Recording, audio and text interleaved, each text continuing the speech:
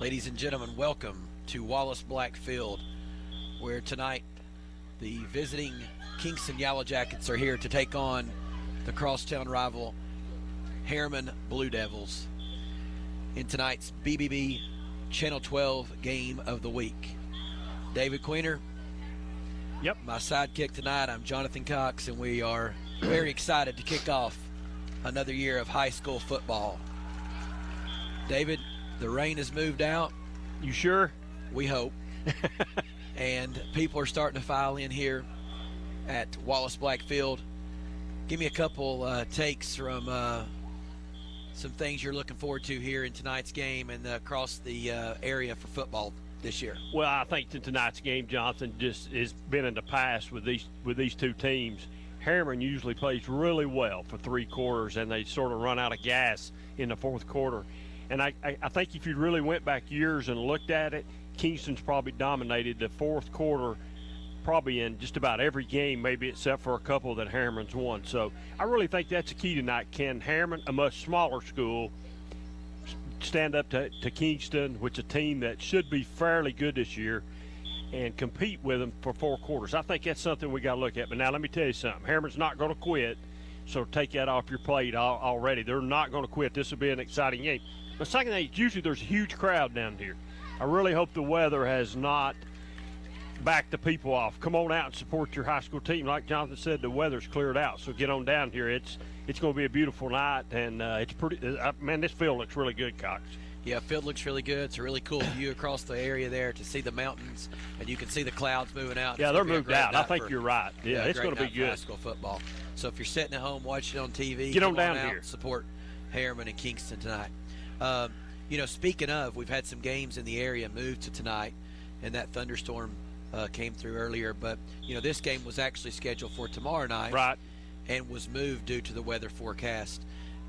Whose advantage do you think that is, moving this game to Thursday night? Do you think it plays in any one team more than the other? Well, I'm going to say this, knowing both these teams, Kingston likes to throw the ball probably a little bit more than Harriman. Harriman's more prolifically a running team, so could be advantage Harriman. But Kingston can run the ball too. They just don't throw it every down. But the team that's got the better running game tonight, I think, is going to probably prevail in this game, just because having a little wet turf right now. So, but this is high school. These kids are they're pretty tough. So they'll fight through these conditions, and it won't be no big deal. Absolutely, absolutely. Let's talk about a couple games going on in the area tonight. You've got Hardin Valley hosting Oak Ridge tonight. What do you see going on in that game? Well, you look at the Hardin Valley and Oak Ridge game. Hardin Valley loses the Dykes kid, probably one of the best running backs in East Tennessee last year. They lose him, so he's gone. So who's going to carry the mail for Hardin Valley this year? I think that's a question. And as Coach Gaddis told me last night, right before his show, this is in his 30-some years. Well, let me rephrase that. Hall of Fame coach Joe Gaddis told me, in his 30 years of coaching, he's never had an offensive line this young. No seniors, either juniors and sophomores. It's the youngest he's ever had. So can Oak Ridge block for their dynamic duo backfield that they've got? I think that'll be a key for Oak Ridge tonight for us to see. Absolutely. I think the cool thing about that little rivalry going on is I think Oak Ridge has become a smaller school due to the Hardin Valley area growing so much. It probably has. I don't know that, but it probably has. But, if you think about the bus ride there tonight, that's a pretty short bus trip for Oak Ridge. Jump over on Pellissippi, 10 minutes, maybe a little bit longer than that because traffic in Eden, but 10, 15 minutes, and you're there at Hardin Valley, so it's not a long road trip. Yeah, and for Hardin Valley to already be in existence for 10 years, there was an article the other day about the success they had and the playoff runs they had. Last year was one of their better runs they had made. But I was reading Oak Ridge had about 1,900 students in it, and the last 10 years they are down to 1,500. So possibly losing 400-plus kids to that Hardin Valley area that used to be there in Oak Ridge. So anytime you do that, and it hurts your program. It hurts your program. It really does. I mean, would you take that Hardin Valley program? What did that Hardin Valley program do to Powell? Some kids are Farragut. It hurt all. It's hurt all the schools around there, because first of all, that's a new school with all the newest bells and whistles. Anybody, that's where they want their kids to go. They want them to get the best, so you go to Hardin Valley. Absolutely. And sort of on that note, Hardin Valley getting those kids helped Farragut get down to a 5A classification and win a state championship. It did. So it plays out different ways. It plays out different ways. You're exactly right. It does. That's a big game. That's a big game tonight. I'll be interested to see how that game comes out. We'll break that game down tomorrow night on the 5-Star Prep Friday Night Scoreboard Show. We'll break that down at 10 o'clock tomorrow night. I look forward to being able to do that. Maybe we can even talk to Coach Gaddis tomorrow night. Absolutely. Now, if you were going to give me a score tonight, a prediction of that game here, 30 minutes before they're going to kick off over at Hardin Valley, what would you pick? Well, I'm going to pick Oak Ridge. I just think Oak Ridge wins that game. I really do. Just because they've got Coach Gaddis, I really do believe they win that game. I don't know that I can tell you the score, but I would say Oak Ridge wins by at least a field goal tonight. Yeah, I like Oak Ridge in that game tonight. One reason I do, I've been around high school sports for a while now, and the Booker kid, he's a winner. He's going to be real. It's a real deal. Yeah, he's a winner. I think the biggest thing is he never looks the most athletic. He never looks the best. But when the lights are on in the biggest games last year, Booker in both sports was their best player, you could say, almost. You're right. And then another big game for the area will be Saturday night, the 5-Star Prep Saturday night game that me and you will be doing again, too. That game with Anderson County, the hype, I don't know that I've ever been around as much hype in the Anderson County area as there is about the Mavericks this year. So that's going to be a wild game Saturday night up there. Absolutely, and it's interesting to see what is going to happen with Stanton Martin. I think that's the big thing. Rumors, he's been back to the doctor. He's been cleared. He's possibly even practiced this week. Other rumors that he might not even get to play until week 2 or week 3. I've heard both. I've heard both of what you said. So he's that kid is he is so much. He makes that team so much better. I mean, just his skill set. He's good at throwing. He's good at running, and he's a leader, Cox. He's the leader of that football team. And as he goes, Anderson County goes. So, one thing that I've learned doing a little research about Anderson County and their success last year is he is so important on the run-pass options because he's so dangerous with his legs. He's good moving out in the flat. So, if he does play Friday night, is it one of those issues where he doesn't get to scramble a whole lot? That could be true. Hey, if I'm AC, I take care of him a little bit. If he was to play tomorrow night, Saturday night, I personally don't think he's going to play. I think they hold him and wait later on in the year.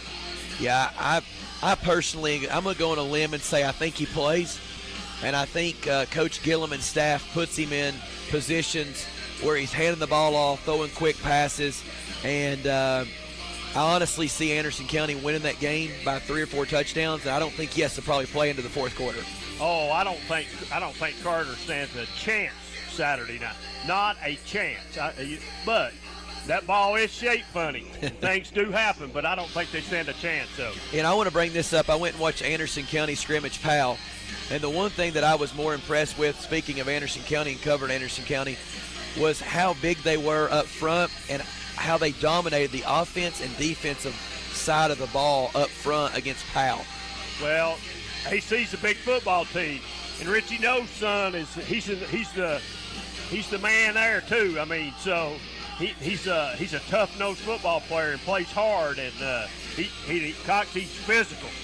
He's that defensive lineman that you want to play with because he'll do the dirty work, and he's physical. Absolutely. And, I know they're very excited about their season. And you can say what you want. I don't see them losing a game the entire year. I think the schedule's favored that way. But it all comes down to that third-round matchup at AC. Greatest show on turf, they've claimed. And against Greenville there at AC. My brother went with Jody and those guys to Greenville, and he told me that the Greenville team, he said, they've got some huge players. He said their receivers, man, he said they are. And they got some D1s up there, and he said they're just absolutely big. He said, so that's whatever. If I told you coming down here, I think if you could just bypass the season and go to round 3 in the playoffs right now at Anderson County tomorrow night or Saturday night, everybody would be happy with not playing any games and play that game, because I think that's a game everybody has circled. It's the state championship game of 4A football. Yes, it probably is. I probably agree with you. Yeah. And, last year I know it hurt that coaching staff having to go down and watch that championship game at Tennessee Tech. Let's jump out and take a break, and we'll be right back here in Harriman for the Harriman-Kingston game in just a few minutes. At OEB, we know lives have changed. Parents have become teachers, and our homes are now our offices. The roads may seem empty, but people are still driving and still working. And when they get injured because someone else was careless, they know they can still depend on us. We are OEB Law, and the one thing that hasn't changed is our commitment to helping people right here at home. We're just a phone call away. 865-546-1111. OEB Law. Welcome back to Wallace Black Field. Tonight's venue for the Kingston Harriman Showdown. David, we were talking about Anderson County when we left. We're going to come back and talk about Clinton and Randy McCamey, second-year head coach, traveling to Scott County. I told somebody this today, Cox. I wondered if Clinton has ever been to Scott County to play a football game. You can ask your dad about this, because your dad was on that staff at Anderson County a few years ago when Mike Harmony was the head coach. I'll never forget, we went up there. Anderson County took a pretty good football team up there that year. We go in a dressing room that is solid white with red stuff dripping off the ceiling like blood. They piped music in that was so loud, sort of like this speaker in front of us, but we couldn't find it. We had to go outside. We couldn't dress in the locker room or talk because it was so loud. Clinton's in for an experience Friday night. They better be on their game when they go up there. It's a different place. I went to the game last year, and out of all due respect for both teams, my 6-year-old looked at me right before the half and said, "Dad, I'm not sure either team's going to score." I said, "You might know more about football than I do then." So anyway, it was 0-0 last year at the half. Clinton came out and scored in the third quarter early, and I think they won that game maybe 13-6 or so, maybe 20-6 or something. You know a little bit about Clinton's personnel, who they've got coming back. If you talk about that a little bit. Well, they've got their quarterback back, the Harrison kids back, and they've got some running backs and receivers back that this is sort of a little bit on the heavy side of a senior team. Got some seniors there, so we'll see what Coach McCamey's got in store for year number 2 if he can get that program turned around. They started off really good last year, won their first 2 games like bang, bang, bang. This year they got those same 2 games. They got an open date, and then they make that trip up. They make that trip up the highway to Anderson County. So yeah, and I think this year they've got another chance to be 2-0 going to play Anderson County on the bye week. Unfortunately, I don't think Clinton is to the point where they're going to compete with Anderson County yet, but I do think their first 2 games are very winnable. Their second game of the year is the 5-Star Preps Saturday night game of the week, and they're traveling to play Seymour, which is Scott Galligan's new team that played at Tennessee and for the Miami Dolphins, and a local guy. And got to talk with him, and he's talking about how much he and Randy are in the same situation, having to change the culture of a football team and even a community. Interesting, Clinton's got the new facility they have for the indoor. Have to feel a little bit better. I know they went to CAK and really played well in a scrimmage. So I think Clinton has 2 winnable games to start the season. I agree with you. And you know what Clinton needs to do is what we thought they would do last year. Just win the games you're supposed to win. Win those games you're supposed to win. If they do that, they'll possibly could have maybe a 500 season. I don't know that they're going to go 500, but I believe they could win. There's a possibility they could win 4 or 5 ball games total. Let's talk about a few other teams here that, in our area of Roane County, and a few other games that are going on. Rockwood right now is Rockwood is at Midway tonight. That's a big ball game. Midway, a team that's constantly over the last 2 years, it's got a whole lot better. And Midway's got a veteran coaching staff, and Coach Webb's been there for a long time, and that'll be a knockdown dragout. We've done that game before, and it's usually a really good game. Comes down to something happening in the last minute or overtime, so watch out. That's a good game tonight. Yeah, still would like to see a few more Harriman fans make it out tonight down below us. The stands are a little. Well, there's a few people still trickling in here. Maybe they'll get on in here. Hey, let me do a shout out. I don't know if Barry's watching us tonight or not, but had a little minor surgery today. Hope he gets well soon. But there's not a lot changed with him not being here tonight. I still had to buy everybody's food tonight. I had to even haul you, so I don't even have to haul him. National anthem. We will have a moment of silence and then our national anthem. And I would like to mention too, during the moment of silence, please remember one of Harriman's greats, Coach Richard Pickle, passed away a few weeks ago. Let's keep the family in your minds.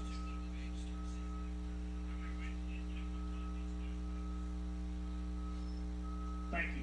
Please remain standing for our national anthem.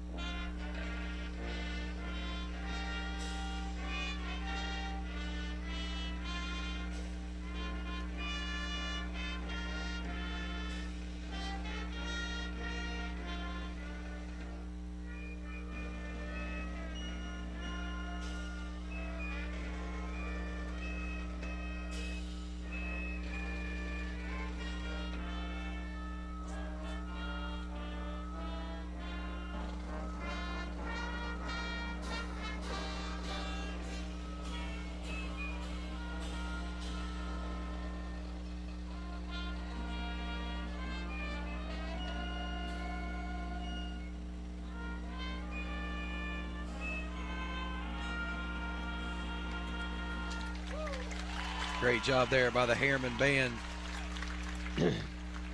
Most small schools don't have a band. Harriman does. They have a really good band. And the band will be Kingston. That you can see across the way. They take up half the bleachers over there. They are taking up at least a fourth of the bleachers. And it's really a good band. They'll put on a good show tonight at halftime. So we're fortunate to have two pretty good bands tonight. So. Cox, I believe the weather's cleared out of here, man. Oh, the weather's great. It's going to be a great night for football. Yeah, for high school football. Can you believe you're here with me and Brad Jones tonight in Harriman doing the football game? I feel really honored. Yesterday morning when I woke up, I can tell you that I definitely did not expect to be here in Harriman calling a game with the legendary David Quinn.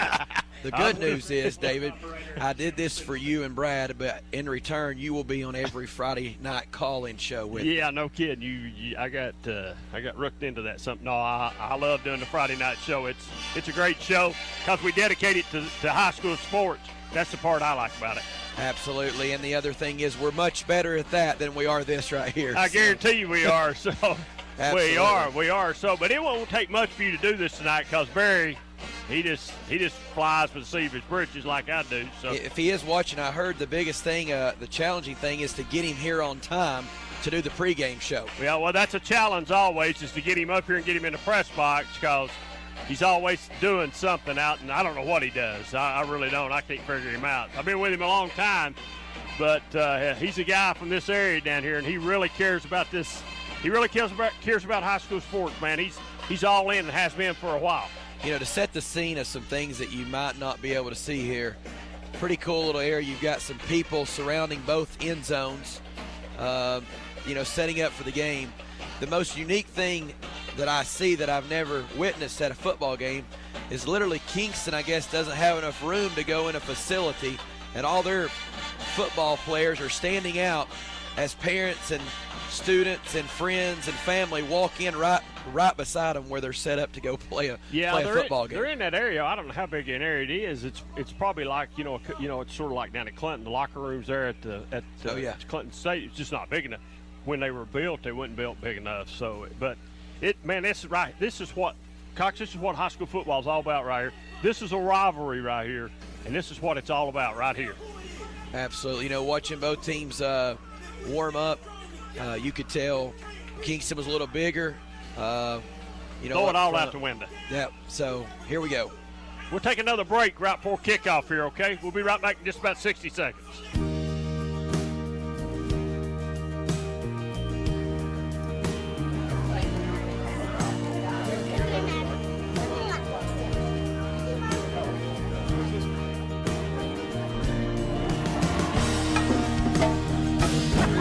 You guys support community here.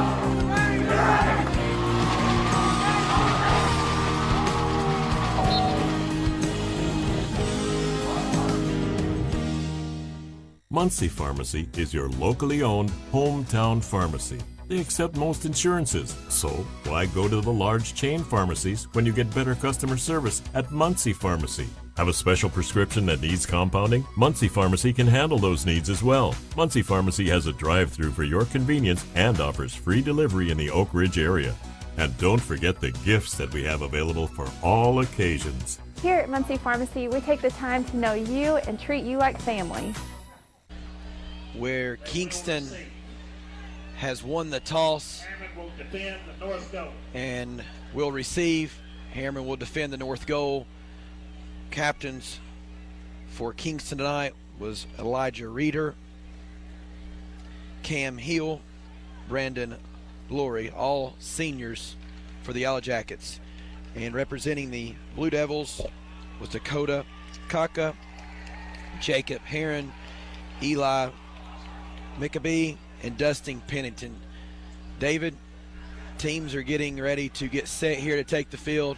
It's time to go, buddy. It's time to go. You sort of set the stage here between two Roane County rivalries. And the question is, can Harriman hang on for 4 quarters?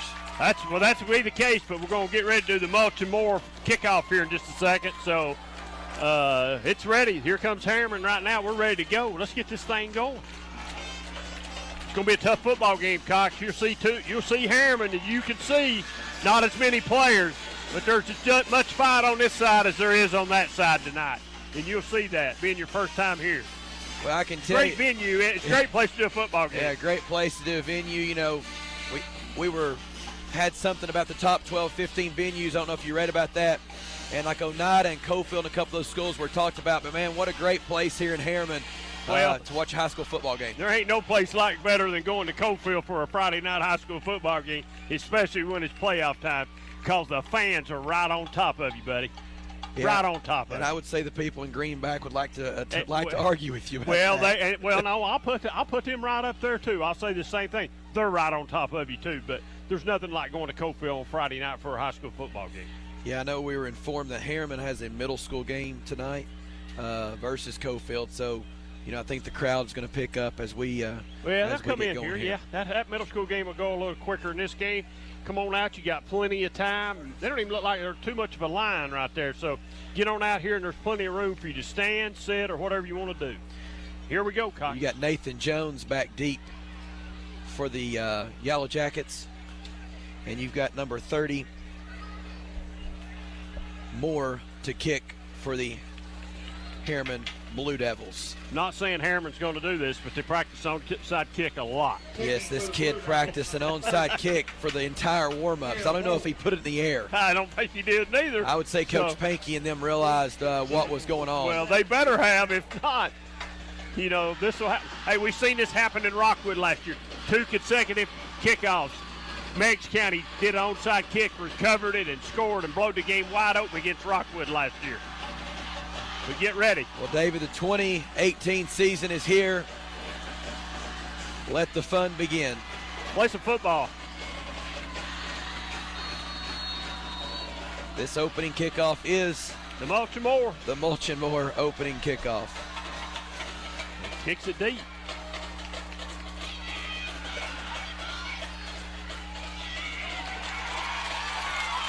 You've got Nathan Jones there on the return. Nathan Smith takes the kick. I thought the wall was to the left side, not the right side. He broke it back to the right side. He must have thought he seen something, but not Yeah. bad field position. Oh, we got a flag on it. Right off the bat, blocking the back. That's a typical high school call, man. Yeah, hopefully this game will not be heavily penalized, but early in the season sometimes They are. you see that. I wish somebody'd bring us to tell us who the officials are tonight, because I could tell you how the game's going to go if I knew who they were. That definitely looks like Tim Sharp in the white hat. I don't know that we've had him a lot. It just depends on who's in the middle. I don't know. They sometimes get flag happy really bad.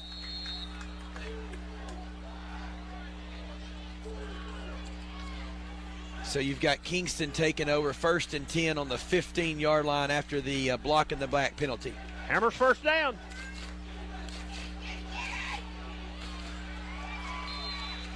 Nice gap there to run through for the running back, Give the number 13, Elijah Hill. Drop down. Number 21, Blue Devil, Dylan Coca. So yeah, I think it's pretty standard here. I think Coach Pinky's obviously going to line up and run the football. Yeah. It's a pretty good pickup right there on first down. So you got 2nd and 1 here for the Yellow Jackets. That's Jones on the carry. Tackled by Love. Picked up another Hammer's first down. Hammer's been with us a long time, Cox. They sponsor these first downs for a few years now. Absolutely. For as long as I can remember, it's been a Hammer's first down. Barry's been promising to go by and buy me a coat for 6 or 7 years now, and he's never done it. I'm still cold. I'd say you'll stay cold. That's exactly right.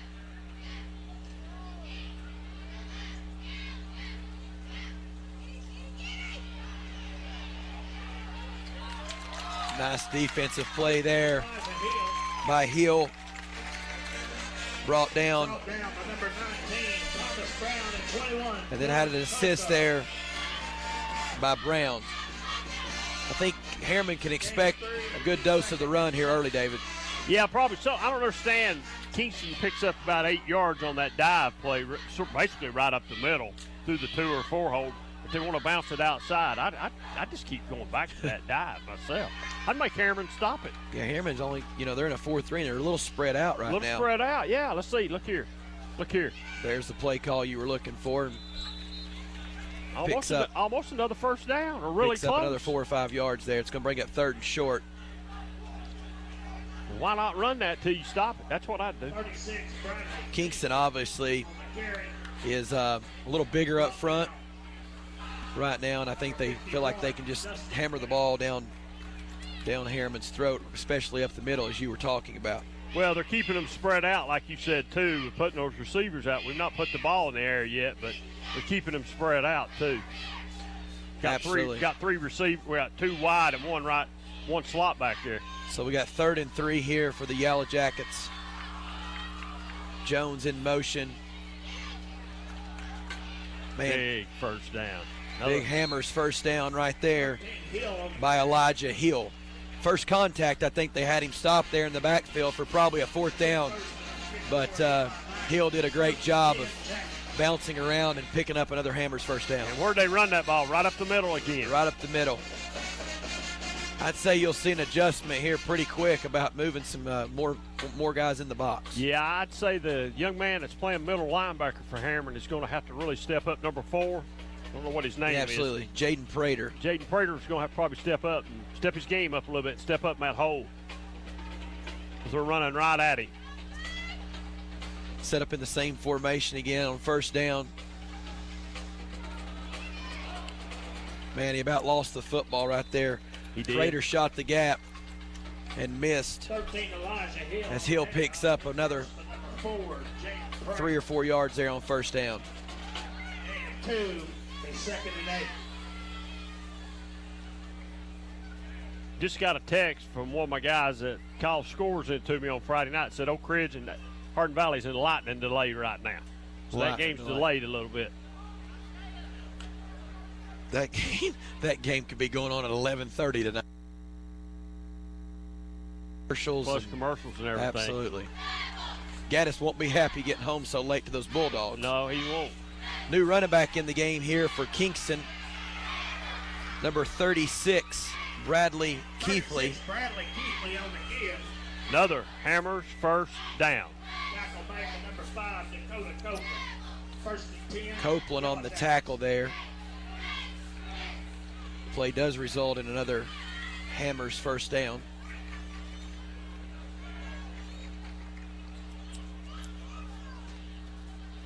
It's funny to watch all the players and everyone and coaches and everybody just sort of getting the opening quarter kinks, if you would, worked out. Yeah, most of them just scrimmaged or had a jamboree, a quarter of a jamboree, and usually don't show much in the jamboree. What do you think about the jamboree as a football guy? Do you like that dress rehearsal, or is that something you're... No, I tell you why I don't like it, because usually you don't play your starters. Absolutely. Bradley Keithley there on the carry. David, you're a great football mind. You told Panky to run it up the middle, and there you go for another 8 yards. Run it till you stop it. I say it all the time, run it till you stop it. It's what Coach Webb at Rockwood tells me a lot, Cox. He's not known for throwing the ball. Run the ball. He's run it his whole career. Run it till they stop it. I've sort of bought into that.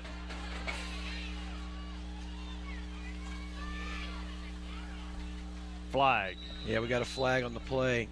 The last couple plays, I've also noticed the left tackle lining up almost behind the center's hip.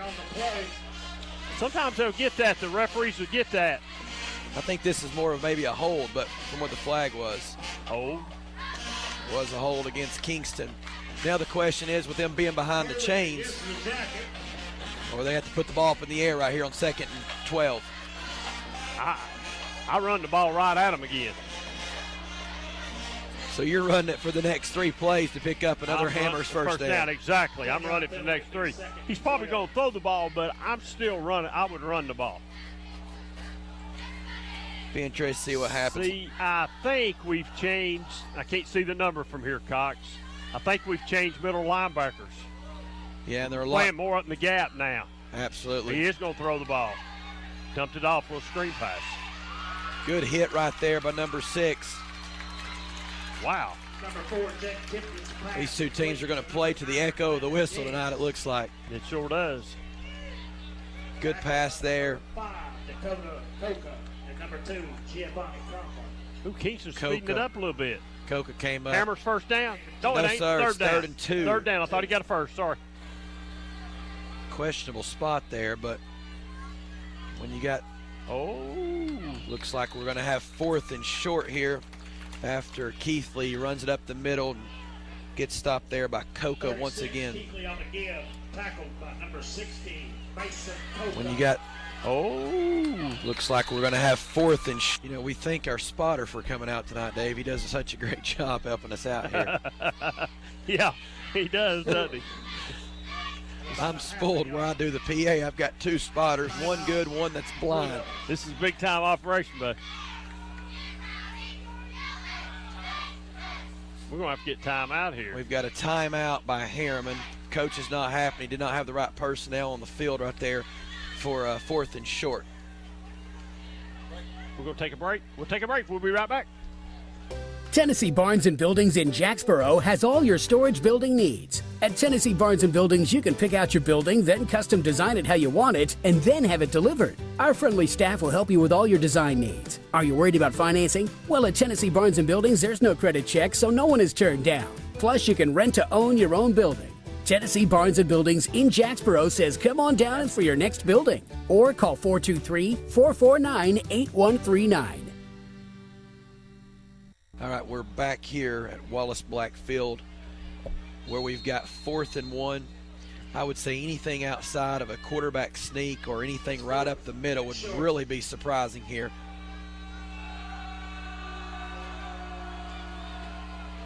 And there you go.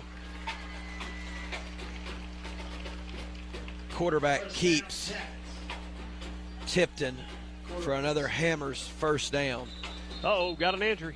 If we've got a replay of that, 9, the fullback, basically just takes the quarterback there by the waist and pushes him forward. Unfortunately, I think they fell on this young man's leg here.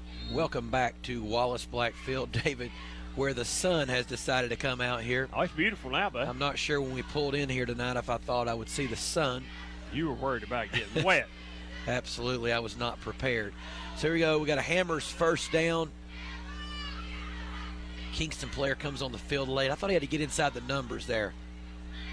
He's outside him. Never got inside the numbers. Direct snap. Quarterback number 7, Nathan Jones keeps. They moved Tackled by number Jones 60, to the quarterback position there, David. Made a switch, didn't he, on the linebacker and quarterback. Absolutely. Didn't he? Quarterback's coming back in the game, so Tipton will be back in for this snap. Well, let's see now if the Kingston coaches make a little adjustment. You know they will. Maybe they'll throw the ball a little bit. They've already thrown that little screen pass once. Absolutely. I think this is where Harriman has to keep Kingston tonight with a chance to stop them is 2nd and 3rd and long. That's exactly right. Oh, bobbled it a little bit. So Tipton bobbled. He's got a guy wide open in the flats. Good block there by number 10. Nice design there, play for another Hammers first down by Mr. Keithley. Basically the same exact play they ran earlier, just to the other side. Opposite side, yeah. Yeah. They're rolling that guy out every time to the far side of the field. Quarterback bobbled the ball a little bit, a little dangerous. Being wet. As hard as it rained, that field's going to be wet. So got another Hammers first down here. Expect another up the middle run by Kingston. Nice carry there by Hill.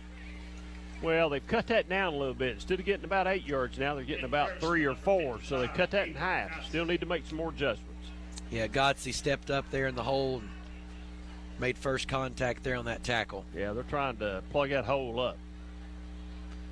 First quarter's going by pretty quick here. 3:53 left in the first quarter.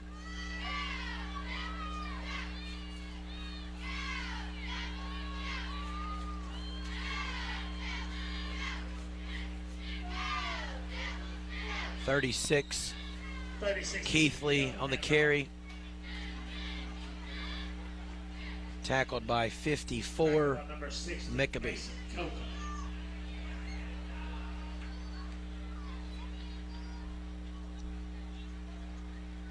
What do you think here? You've got 3rd and I'm going to give it 5 if you would. Well, it's 4-down territory, that's for sure. I don't know. I still pound it up the middle here, Cox. Still go back up the middle. I still go back up the middle. Harriman's linebackers are scooted back a little bit, I'd say. They're going to pass it. They're rolling him out again. Oh. Almost intercepted there by 19, Thomas Brown.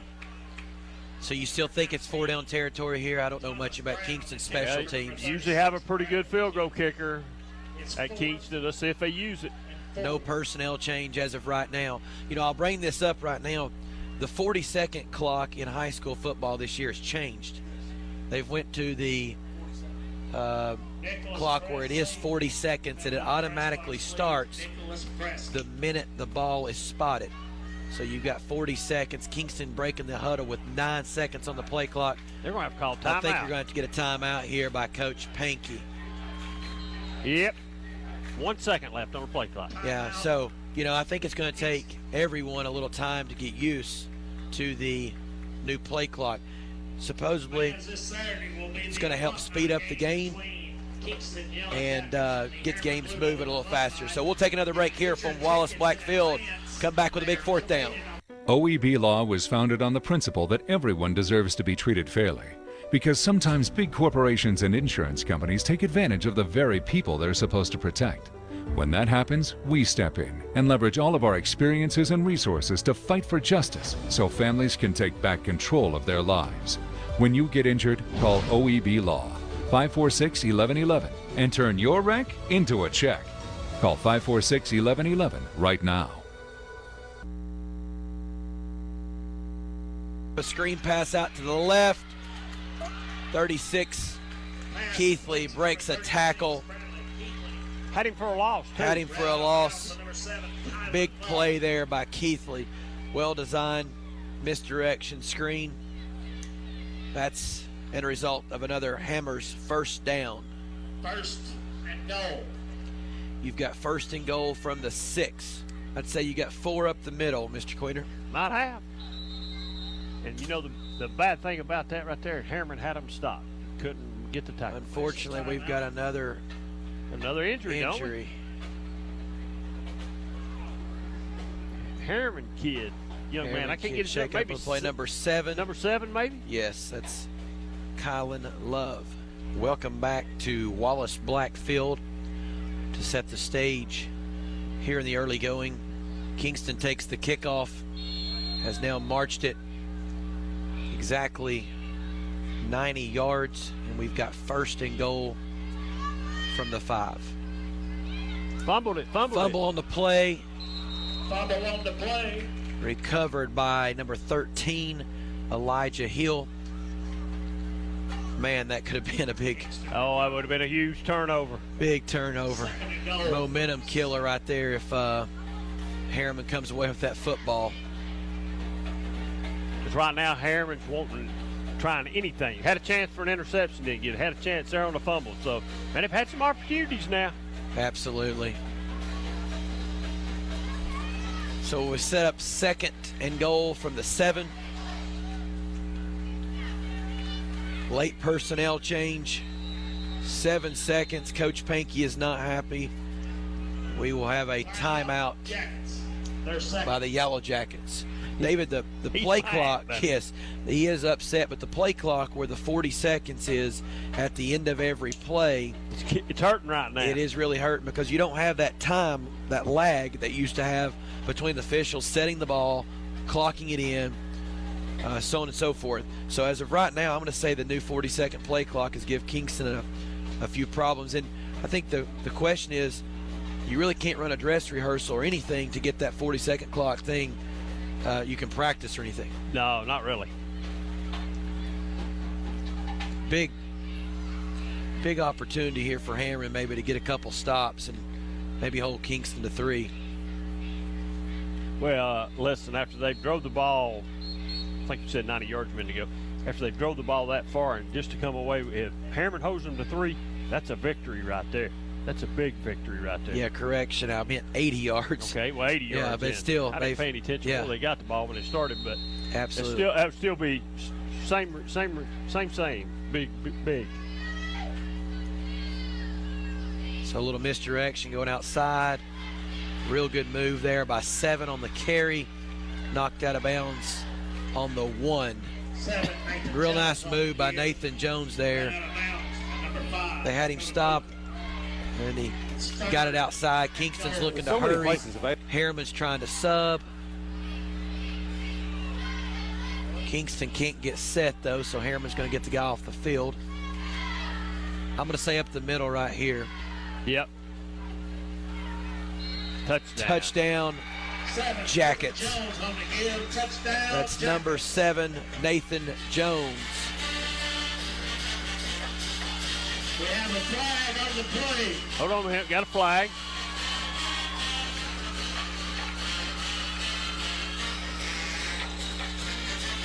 We do have a flag on the play. Far sideline. No flag. No flag. They waved off the flag. So a drive that took 2 minutes, covering 85 yards, results in a Jacket touchdown. You know, we talked about this earlier in the night. Harriman has won this game 2 times since 1990. Is that correct?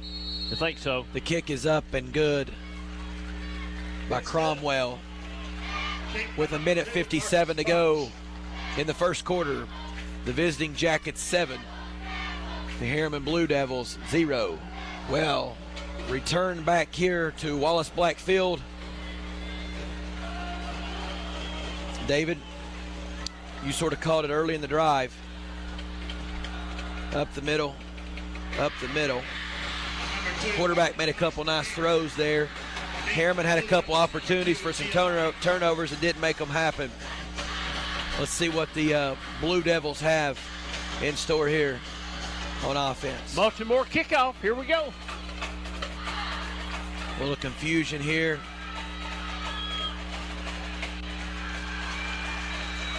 Six. Cox on the return. Tackled by a host of Jackets. Taken by number 6, Landon Cox. Brought down by number 9, Landon Diggs. Blue Devils will start. Looks like warming up earlier. Bradley Frost, the quarterback of Harriman, looked like he threw a really nice ball earlier. Interested to see how much they actually throw it with the field conditions being like they are, plus the history of Harriman football. I don't think you're going to see much. You might, but I don't think so. Harriman comes out in the spread.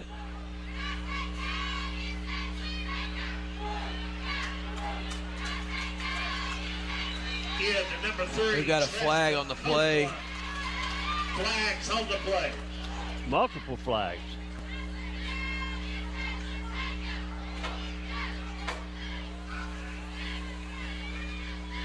Kid lost his helmet. Now, if this penalty is on the kid losing his helmet, does he get to stay in the game? Now, he has to come out one play. Regardless whether it's flag or not on the... Regardless. Okay. Or call a timeout one.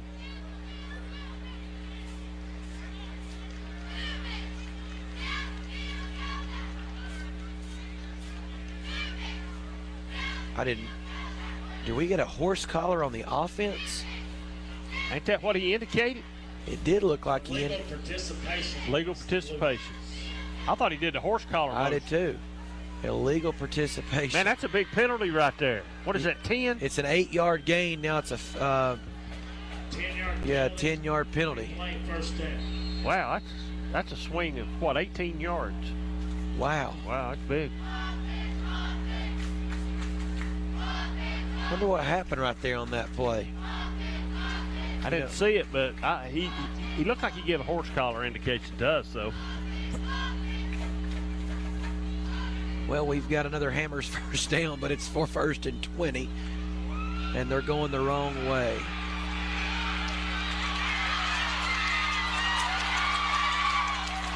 David, what a great individual effort right there by number 2, Cromwell. That's a big run right there, Cox. Takes the ball about the 8, gets pushed back inside his own goal line, breaks about 3 tackles, and then ends up running for about 16 yards. They had him for a safety for at one point there. I don't know whether they'd give him that or they give him a safety or not, but they had him. Man, what a run. That had disaster written all over it. It sure did.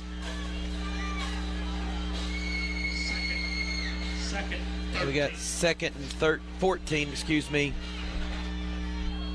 for the Blue Devils. He's open. Oh, wide open. Oh! Cromwell with a big catch. What a play. Great throw, great catch.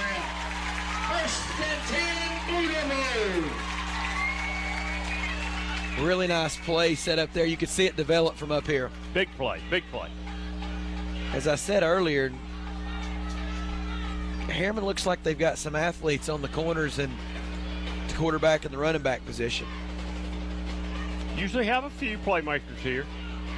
Absolutely. It's a big Hammers first down big right Hammers there. First down. Quarterback back to pass again, finds guy in the flats, makes 2 guys misses. Wow. Uh-oh. Good move. Great play right there by Hannibal. It's going to be close to another Hammers first down. I don't know if they got it or not, but it's going to be close. Absolutely. Play results in a Hammers first down. Another first down. Dave, if you ever buy Hammers, make sure you go see Kelly Calhoun. I understand he's got a son playing this year for the Mavs, so he's all maved up right now. Is he all maved up right now? That's hard to believe, a guy coming from Clinton, going maved up like that. Maved up like that. Yeah. You have to talk to him, Ed.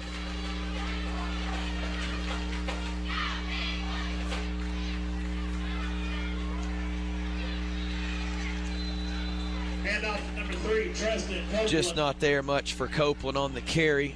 This could be the story of two totally different type of offenses. Yes. Well, typically Harriman runs that, I don't know what you call it.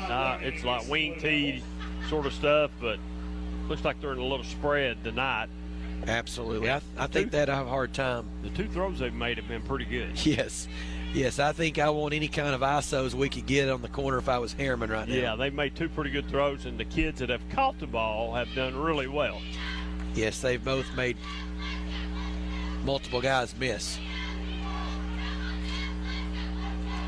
And the last young man to catch the ball might be the littlest guy on the field, Cox. Absolutely. He's a little guy. He might be the slickest guy as well. Yeah, I mean, he's got some speed, though. So we got 2nd and 9 here for the Blue Devils.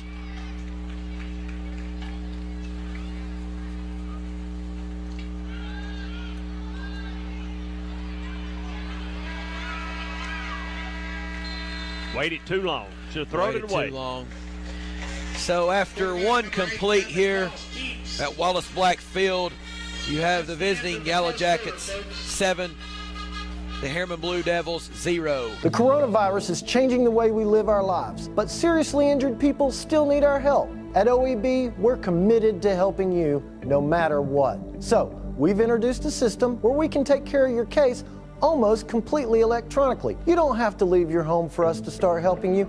All you have to do is call. The future may feel uncertain, but we can get through it together. If you're injured, you still deserve justice. Call 546-1111. Call right now. All right, here we go. Welcome back to Wallace Black Field. Big 3rd down here. Yep, 3rd and 9. Harriman. They've got to get the quarterback, I think, out, moving a little bit, and get the ball to one of their athletes. He's got a guy open across the middle, pass overthrown, intended for Clark. Had number 6 on a fly route down the side here, wide open, and he missed. He didn't see. Brings up a big 4th down. It looks like Harriman has decided to punt. Coach is not happy right now. I had 2 guys open. You know, a drive that looked pretty good after getting out of the hole there's come to a stop.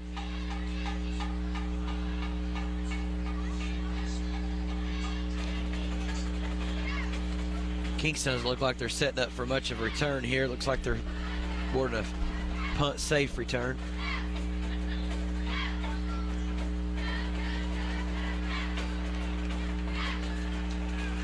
I think the only person concerned with that punt was that young lady over there trying to get away from the fence. She's trying to get away from it, wasn't she? Absolutely. Yeah, she's wanting to get away from it. On their own 23-yard. So Jackets are going to take over 1st and 10 at their own 24. Yep, Big Hammer's 1st down. Here we go. I think you can expect to see more of the same right here. You just wonder, though, when Kingston's going to open it up a little bit and try that home run pitch just to see if they can get it. I think if you get anything going one way on a play action, you could probably get it going. Yeah, you probably could. New running back.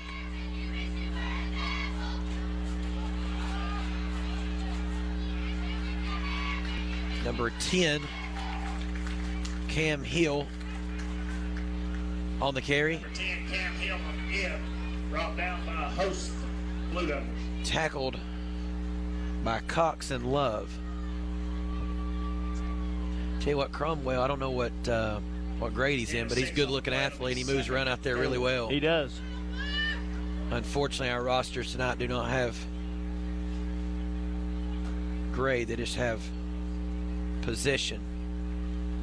7 there on the carry. Jones brought down by 54, Mickabee. Yeah, he only got about 1.5 yards there. This is a big 3rd down. You're right, it is. Get Harriman back, offense back on the field, and get the defense off the field. David, the crowd continues to grow here at Wallace Black Field. Yeah, there's people, you see them coming through the parking lot now. They're coming on in. Come on, folks. It's pretty out here. It's absolutely a great place to watch a football game. It is. Big third down here. Oh, run up the middle. I don't believe he got it. I don't believe he got it. Oh, no, he's close. It's according to which guy they go with. I think he's going to be short by about a half a yard. Big decision for Coach Pankey coming up here. Tell you what, you're talking about two different spots. The guy on the Kingston sideline is coming in about it. He was absolutely coming in about the 34, and the ref on the Harriman side comes in, side judge, and he's got about the 30, about the 33. Well, it's close enough we're going to measure it, so let's see.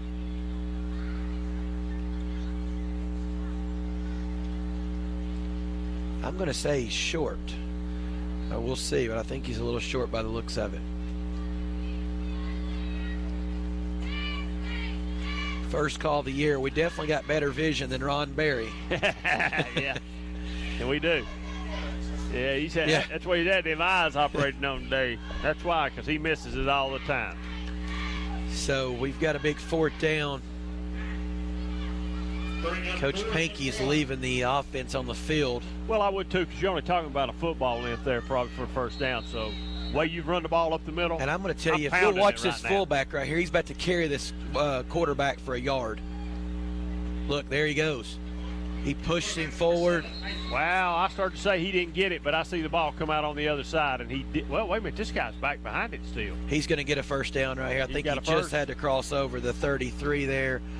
So it's going to be another Hammers first down for the Yellow Jackets. I tell you, that's close. That's really close. He didn't get it by much. No, he didn't. You know, do you think you'll ever see the rule where it's illegal to come up and assist the quarterback like that? I thought it was supposed to be anyway, but apparently not. I mean, that's two short yardage plays that the fullback, Diggs, has literally carried Tipton for a first down. I'll have to ask Kim Buchanan that question. I saw him here earlier. If I see him later on, I'll ask him. Kingston's back at it.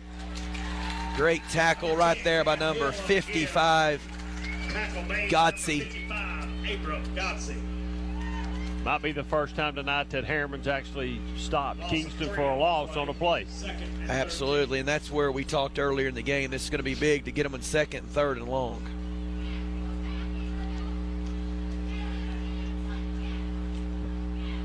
It's always exciting as a coach and staff to come out and know that you've worked all summer and you get to play your cross-town rivals. You just want to come out on the right side of the win here. Another pretty good pursuit by Harriman that time. He got the yardage they lost and maybe a couple more, but still third and long. You know, you brought this up earlier about the fourth quarter, Kingston in the fourth quarter. I've noticed Coach Pankey's really tried to have running back by committee. That's the fourth guy that's carried the ball.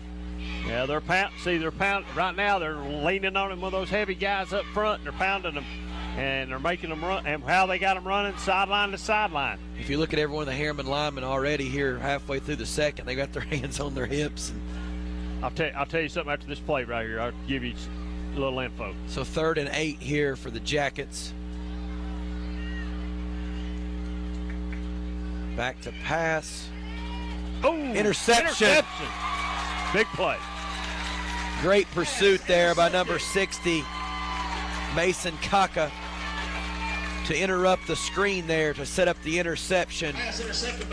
Not only that, set them up in great field position, Kaka.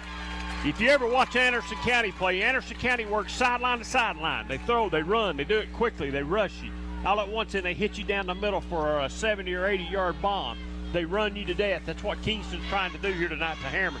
Run them to death sideline to sideline, then hit them on the big play. Didn't work right there, though. Absolutely. Big turnover there. Harriman's got it now. Hammer's first down. Hammer's first down on the 34. Let's see if Harriman can punch it in now.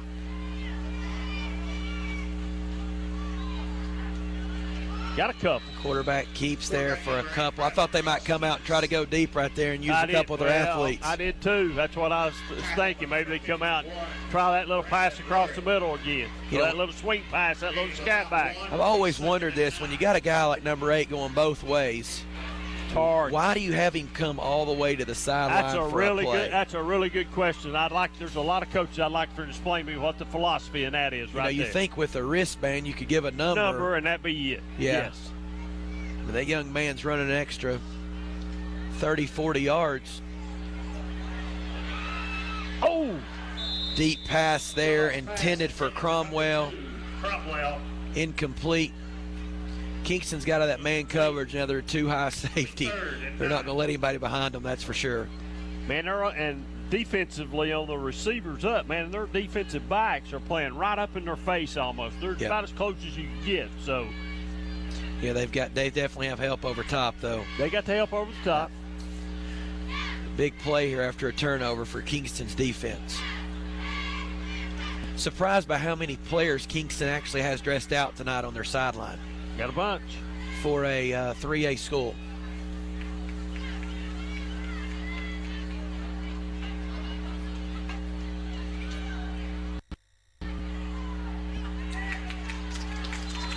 Good cast, good catch, good tackle there. Pass was complete to Clark, tackled by Bailey. I believe Harriman goes for it right here. Absolutely. 4th and 5. 3 doesn't mean anything to him right now. To go for it. If you're Harriman right here and you pick up a first down, or if you don't, I still think you're happy in the position you're in here with 6 minutes to go in the second quarter. We're going to talk about it. Timeout, Harriman. What'd you say? William.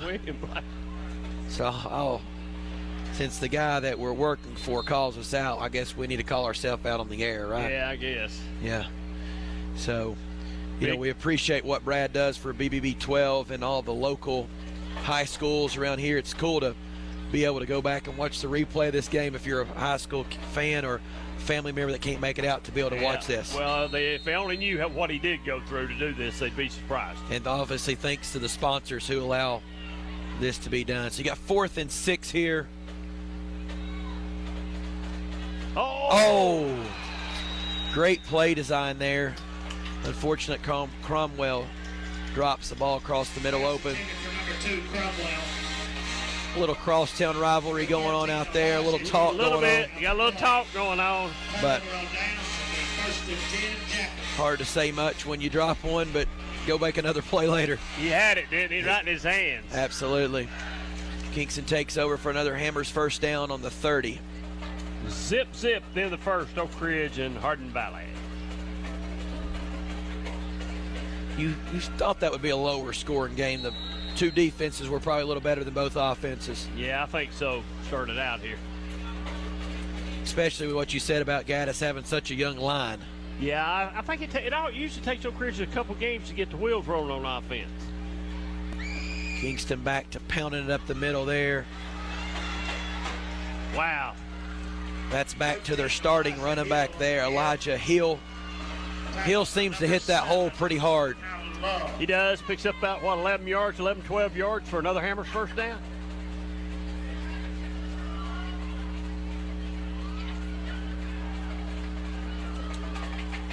That could be a big momentum swing there. You got a guy wide open across the middle. It drops it. Kingston comes out and picks up about 12 or 13 yards to start the drive.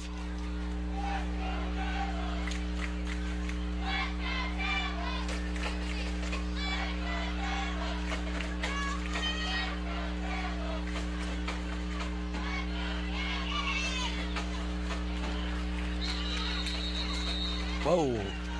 As we said earlier, they'd be playing to the echo of the whistle. There you go.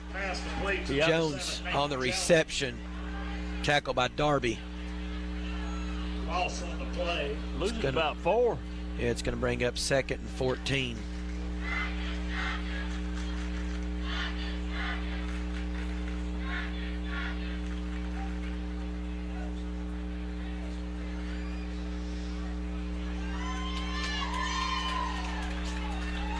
Second long, where Harriman wants Kingston to be. What does Kingston do? I think you'll get a good run here and get something manageable on 3rd down. Almost looks like the defensive end there is lined up off sides. Got him in the flat there for a nice play. Going to bring up 3rd and about 3. of bounds for number 5, Dakota Coca. Tell you what, Keithley is a really nice football player for Kingston. He catches it out of the backfield. There he lined up as a wide receiver and Brings up third. caught the ball, and he runs it hard. Yeah, right now, Harriman doesn't have an answer for that yet. They've not been able to stop that play yet, right? That same play. It's worked good on both sides of the offense tonight. So focused on stopping that run up the middle they established early. Now they're having a hard time on the corner. And you know what's coming here. This is just big boy football for two more downs at least. You would think it's what it is. And there's another delay of game Flag on the play. on the Jackets. Changes the whole concept of this down right here. Now they've got to get a lot of yards right here to make it to go for it on fourth. Could put them in a punting situation. 3rd and 8. Just got a text from a dear friend of ours, and he said that Peyton Manning is a first ballot Hall of Famer and wanted you to be reminded of that. Who? So we have listeners, Who the- obviously over off I didn't North hear who Shore you and said. Knoxville. Who? Peyton Manning. Who's that? They call him the sheriff. So big down here. Russell Barker? Russell Barker. Let's go what county you're in. Well, down here's Jack Stockton. Uh-oh, that's up in the air. Harriman's going to, whoa, he got it. Intercepted. Intercepted. Both the DB and the wide receiver both mistimed their jump, and their Fell down. safety was just The sitting safety there. said, I got it, baby. Yeah. Number 7, Colin Love. Big turnover there. That penalty of delay of game was the difference in the play call. Changed play call. It really did. So, you know, we talk about penalties all the time and turnovers, and sometimes penalties lead to turnovers, and that's what exactly happened right there. And that was big because there's 5 minutes and 8 seconds, plenty enough time for Harriman to go down and score right here, tie this thing up going into halftime. Absolutely. You feel like Harriman's a big play away from scoring. You do. They almost did it a couple series ago. Absolutely. He got the end to bite on the handoff. Big play. Big play. Great play right there by Bradley Frost. 1st and 10, Blue Devils. The end just took a false step toward the running back right there, and he was done. He was done. So now the way that Harriman's starting to run the ball a little bit and throw the ball, something's going to open up here in a minute. And you look for the passing game to open up because Harriman's not known for throwing the ball a lot. So maybe that's the part of the game that really opens up here big for Harriman. Another Hammers first down here for Harriman. Little misdirection. Good tackle by 34, Sammy Oren. 3, Tristan Copeland on the give. Copeland on the carry. Picked up about 4 there off the Hammer first down. Get about 4 there. 2nd and 6. I know I've said it earlier, but it's just what a beautiful scene for high school football here. It is, isn't it? 2-story press box, hot dogs on David Queener. That's exactly right. He's going downfield deep again to Cromwell. Cromwell with the catch. What a play by Cromwell. Harriman, if they found one thing early, it's Cromwell's That's right. a player. That's what I told you. They're going to come back to that. Absolutely. That was huge right there. Absolutely. Big for another Hammers first down. Look, there's still plenty of time on the clock. Clock's 3:52. Plenty of time. Slow it down a little bit, guys. Don't make a rush and have a turnover right here. You don't want a turnover. That's a backbreaker. Say they're going to go back to the read option right here and see what they get. Quarterback keeps it Cross keeps. for maybe a gain of 2. Gain of about 1. Tripped up by number 6, Trey Schultz. 2nd about 9. David, I would say that now that Cromwell's back in the game, you're going to get Frost out on the wide side of the field here. Let him make a play with his legs or get it to one of his receivers. Trying to figure out what Harriman's doing. They're waiting awful late in the play clock to get on the field. They're going to have to take a timeout. Is this their third and final timeout? Yes. It might be.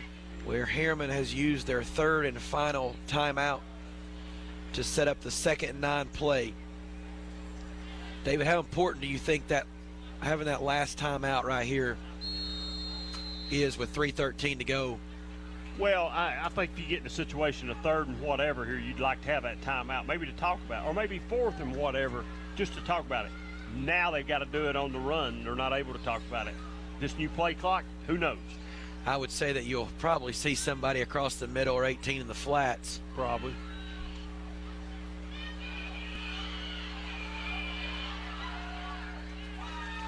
You had 18 in the flats, but disrupted obviously early by number 51, Lurie. Loses that yard or 2 yards or whatever you want to call it. And now the clock's really, they're under the gun right now. Jay, the big thing here is just getting something where you have 4th and manageable if you don't pick up the first down, because obviously where the field position is with 2 minutes to go, you're going to go ahead and try to go for it on 4th down regardless. I think Brad said Oak Ridge 3, Hardin Valley nothing. That's probably what I'm getting a text about right now. Yeah, it is. Got him wide open across the middle. Crumwell catches it. Touchdown. Touchdown, Blue Devils. That middle's been wide open all night. Crumwell redeemed himself for a drop earlier on 4th down right there. He did. We might be going for 2 here, Cox. Where I come from, we go for 2. Well, you might see it here. In small classification football, I think this is Achilles heel for a lot of teams. They get beat right. This is where they lose the game right here. Just no place kicker. Just no place kicker. And as Coach Tapp says, you start chasing points right here. If they don't get this, they're chasing that point all night long. That it's hard to get back. I'd find the middle again. He had him incomplete with 2:23 to go in the second. Kingston 7, Harriman 6. We were just talking as we come back from break. That point, he will have to continue to chase it. But when you're playing a bigger size school like Kingston up front, it's hard to pound it in from the 3. It is, yes. So, a little against your back there, not having anyone that can kick an extra point. Baltimore kickoff is up. Ooh. Really fortunate bounce there for Kingston. Yeah. As it bounces off his chest. Picked up by 54, Cameron Bassler. I don't think Cameron was probably thinking he was going to touch the football tonight. No, I don't think he was. And Kingston's in great field position, Cox, here. Just, 40, about the 45. Yeah, starting there at the 45-yard line. Hammer's first down. I mean, they got plenty of time on the clock. 2:20. Yeah, they can march it from here and score. I think you're going to run it a couple times, and then if you maybe have to start throwing it, you will, but you got to sort of be hesitant. Harriman's secondary's had some luck defending the pass. I take the long stuff out of my play calling book right now, and I do the swing. I do the swing stuff or the screens. I quit going down the field here. With my sidekick David Queener coming out of the break, we were talking about the play clock and how it's already affected Kingston early in this game. Changed the dimension of a 3rd down early, and now we got a 1st down here with no timeouts. Kingston has Jones in at quarterback, and he's tackled for a loss. So to set the scene, you got 2:10 with no timeouts now on 2nd and long. Well, Harriman's really adjusted well. They've stopped some things, so they're making adjustments on the fly, just like good high school coaches do. And you've got them here tonight on both sides. I find it interesting. You're inside the 2-minute mark, and you don't have your starting quarterback in. You've got a guy playing quarterback that started as a running back earlier tonight. He's going to throw it.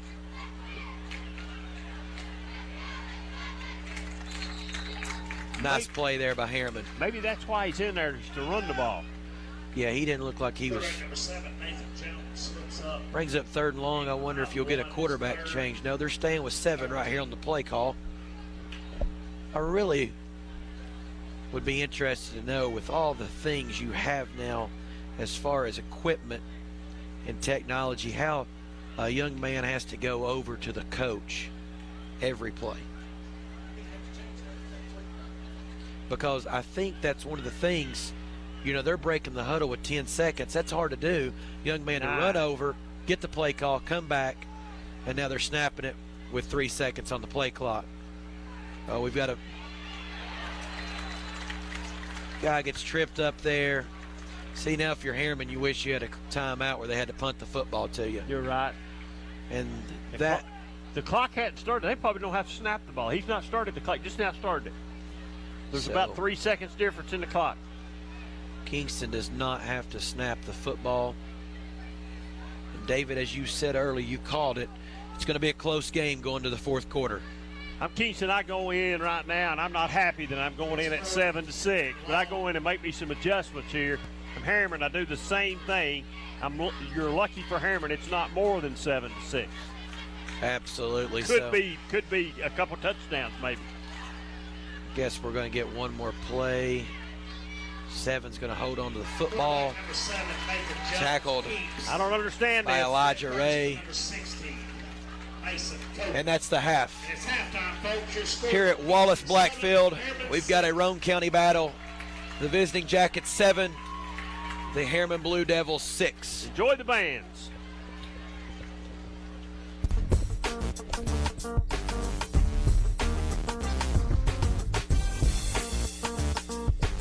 Hi, I'm Nikki. And I'm Emily. And this is your Scoreboard Snack Attack. So this time we are going to be doing a really fun, easy football snack for hosting parties at your house, pickle mozzarella sticks. We're going to go through the ingredients really quick and then we'll get started. So this recipe calls for 8 whole dill pickles, 8 sticks of string cheese, 1 cup of flour, 1 teaspoon of garlic powder, half a teaspoon of paprika, kosher salt, ground black pepper, 3 eggs lightly beaten, 2 cups panko breadcrumbs, and 1 tablespoon of chopped dill for garnish. So now what we're going to do is you're going to take a pickle, you're going to cut off each end, which I've already cut off that end. Then you're going to core out the middle of the pickle. Kind of messy, but it would be really fun to get your kids involved doing this. Yes, it'd be a very neat project for kids. Just make sure that you have it cored out all the way through to the other end. After you do this, then you're going to take your string cheese and you're going to just put it inside the pickle, which will push the rest of the pickle out. And then with the leftovers on the end, you're just going to cut it off to match the end of the pickle. So after that, then we're going to... While Emily's getting this other pickle ready, I'm going to go ahead and preheat our natural gas oven to 400 degrees. Some of the benefits about cooking with natural gas, you get a much more even cooking temperature. Natural gas ovens heat up very quickly and cool down very quickly. So especially if you have kids in the house, kids helping you with stuff like this, it's a much safer cooking environment for them. So I'm working on this last pickle. It's actually better if you buy the pickles that are larger for this recipe. The smaller ones work okay, but they tend to want to break down the middle. All right, so after we've done that, now we're going to combine our ingredients into the small bowls. So we have our bowl here with our eggs. We have a bowl here with our panko crumbs. Then we have a bowl with flour, garlic powder, paprika, and we've seasoned it with salt and pepper. And now what you're going to do is you're going to take your pickle, you're going to dredge it through this mixture. Then you're going to dip it in the egg. Then the breadcrumbs. I like to cover mine really good. Then you're going to lay it on a cookie sheet, as I've done with these. You're going to stick them in the oven, again at 400 degrees, preheated, for 20 minutes. And you're going to flip them after 10 minutes. So 10 minutes one side, flip, 10 minutes the other side. And that's all there is to it. So our pickles have come out of the oven. They look delicious. Yes, they do. And we have garnished this a little bit with some chopped dill. Very professional. Yes. So we want to let you know that OEB does have a showroom. You can come by and take a look at our ranges and ovens. We also still have grills out, so come on by and take a look. And I guess it's time to try. Yes. We got a little ranch to dip them in, because everything's better with ranch. Delicious. Oh, so good. Can't go wrong with pickles. But so I'm Nikki. And I'm Emily. And this has been your Scoreboard Snack Attack.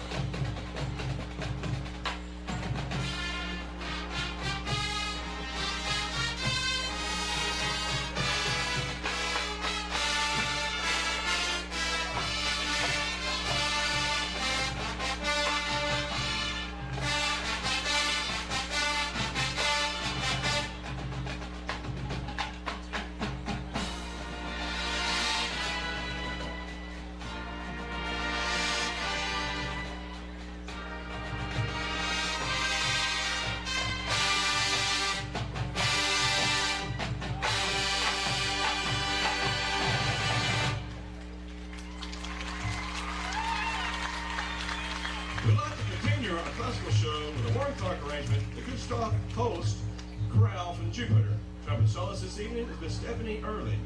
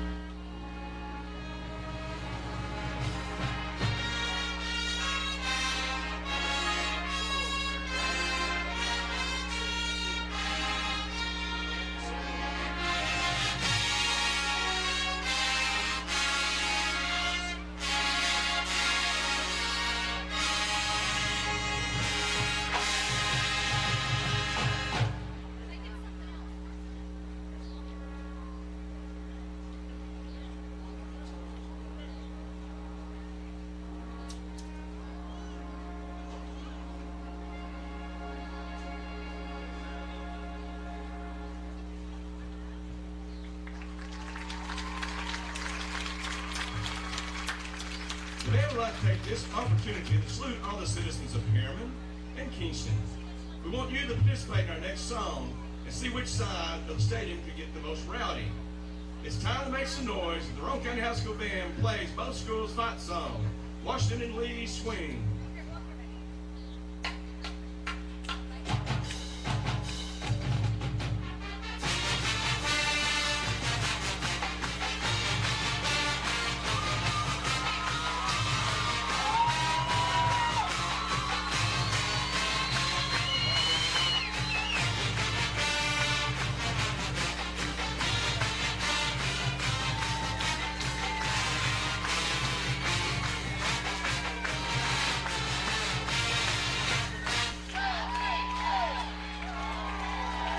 Ladies and gentlemen, the Roane County High School Marching Band.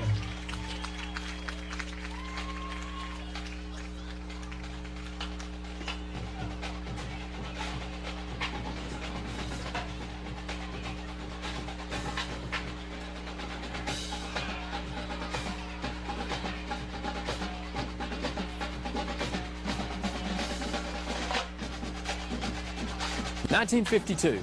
That's the year Hammers opened the first store in East Tennessee. Now there are 5 stores and there's always something new.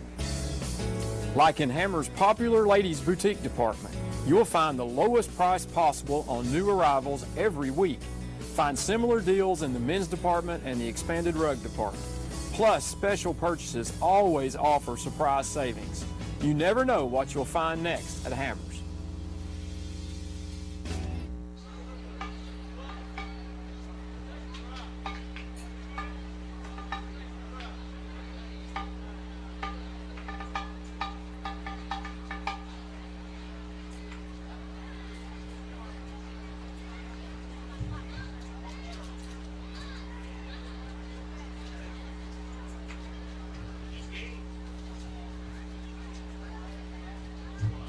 Please welcome the Rhapsody in Blue Band under the direction of Mr. David Snodgrass as they perform the best of the Red Hot Chili Peppers.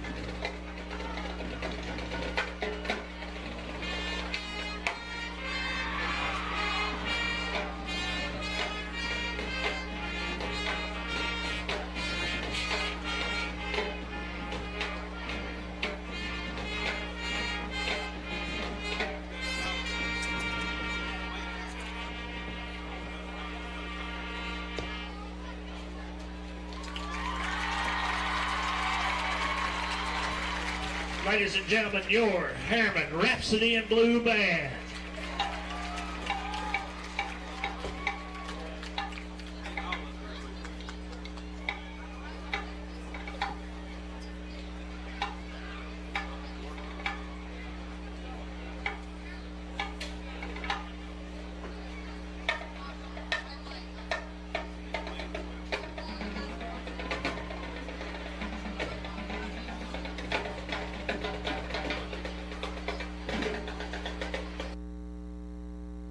Tennessee Barnes & Buildings in Jacksboro has all your storage building needs. At Tennessee Barnes & Buildings, you can pick out your building, then custom design it how you want it, and then have it delivered. Our friendly staff will help you with all your design needs. Are you worried about financing? Well, at Tennessee Barnes & Buildings, there's no credit check, so no one is turned down. Plus, you can rent to own your own building.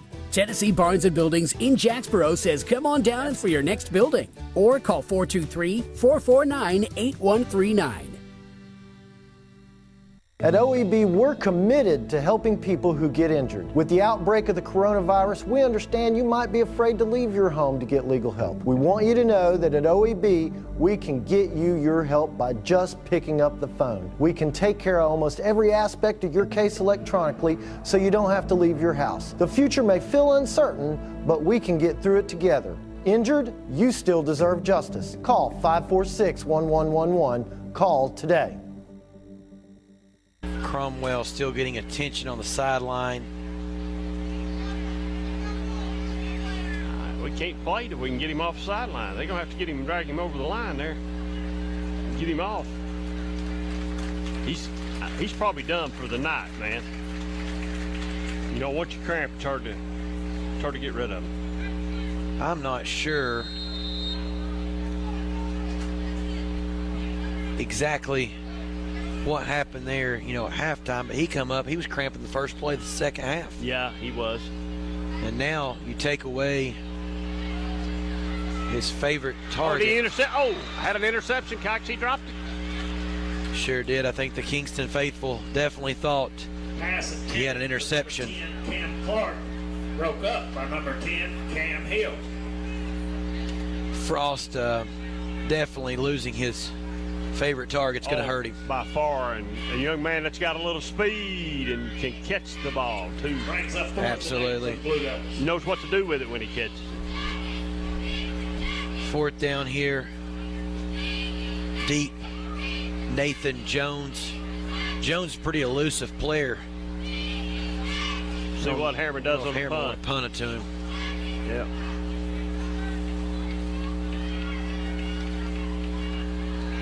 Good punt there. Give us time down there. We've got a good roll. Really good punt. Kingston's going to take over 1st and 10. Punt roll's dead. 35 yards. On the 35-yard line. David, looking forward to Saturday night.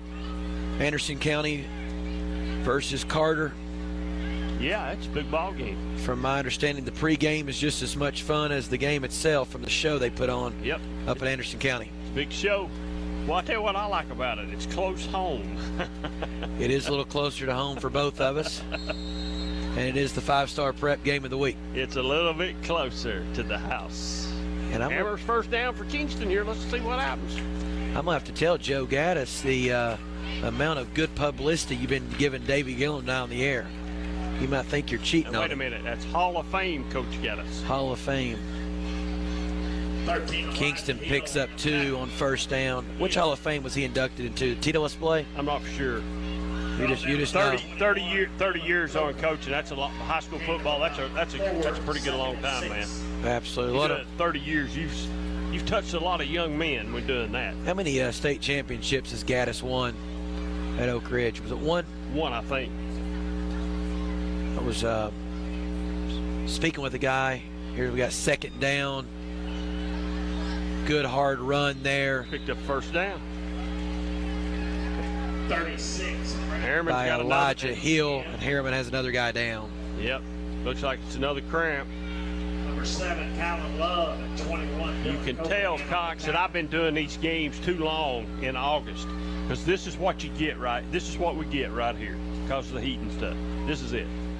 And I'm sure both coaching staff have preached taking care of yourself this week. It didn't really start this week. You should have been doing it all along. Absolutely. Another Hammers first down here for the Yellow Jackets. Hand off to number 13 up the middle.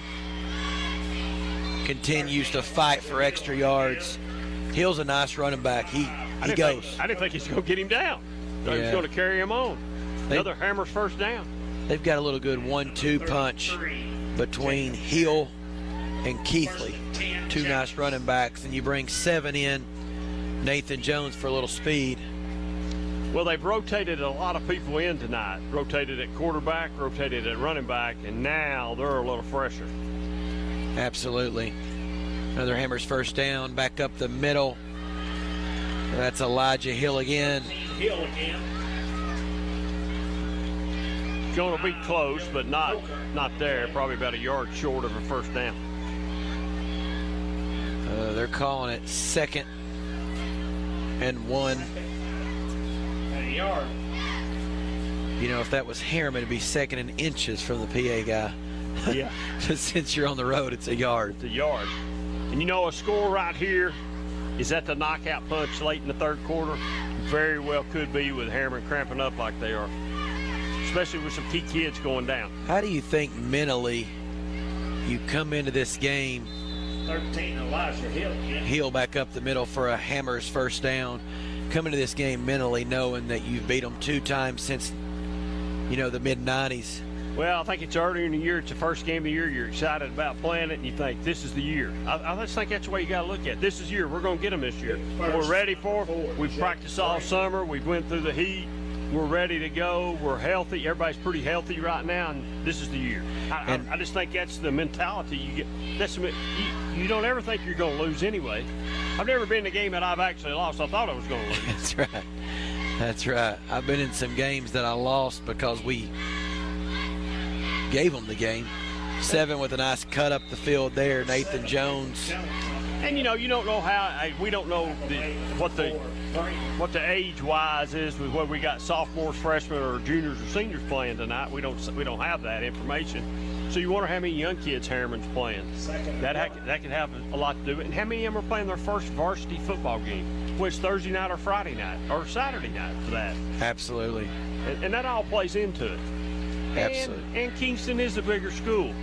So my hat's off to Harriman for just playing them. I mean, you just look back a couple plays ago. It's 1st and goal from the 4. Yeah, and that play killed them. It's killed them so far. Absolutely. 13 back up the middle for another Hammers first down. Elijah Hill runs the football really hard. He runs it hard, and you know, Kingston right now is saying, hey, we're going to run it down your throat, stop it, and that's what they're doing. Now, looking forward for Kingston here as the year goes along, it all goes back to finding a way to compete with an Alcoa in the postseason. Is that correct? That's their Achilles heel. That's Alcoa. They'll be on the. They've got them on the schedule, I think. Yeah, I think they're in the same region. Same region, so they got to figure out a way. I mean, to get to the state championship, you've got to beat Alcoa. Yep, the 3A state championship definitely goes through Alcoa. Really nice run here. Touch into the end zone. Number 7, Nathan Jones. You could feel that one coming. You can feel it coming. Yeah, they were gashing them. Just got an update where Alcoa is beating Grace 35-0. So Rankin's loaded and ready to go again. Well, Grace has fell on hard times. They have, and they were returning a lot of players from last year's team, plus 12 transfers in this year. So I think Grace still has a good season, maybe, 8-win season. Yeah, I forgot you said they're playing Alcoa, so that's has just a little bit to do with it. Yeah. It really don't matter what kind of football team you got. You got to be better than them. The kick. It's good. Bunch is up, and it's good.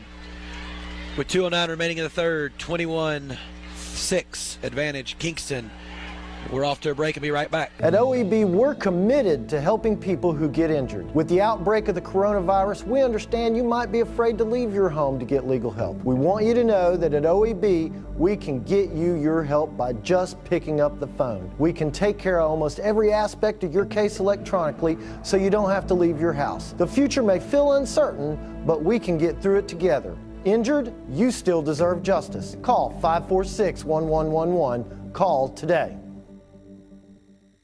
At Wallace Black Field tonight with the Mulch and More kickoff. Big series here for the Blue Devils coming up. They might have a chance to return this one. I think that's Copeland. Good return there for Copeland. Copeland takes the kick. Brings it out for the Blue Devils. Blue Devils will start 4-yard line. with a Hammers first down from the 34. They got to find a way right here to get something going offensively and get some momentum back on their side.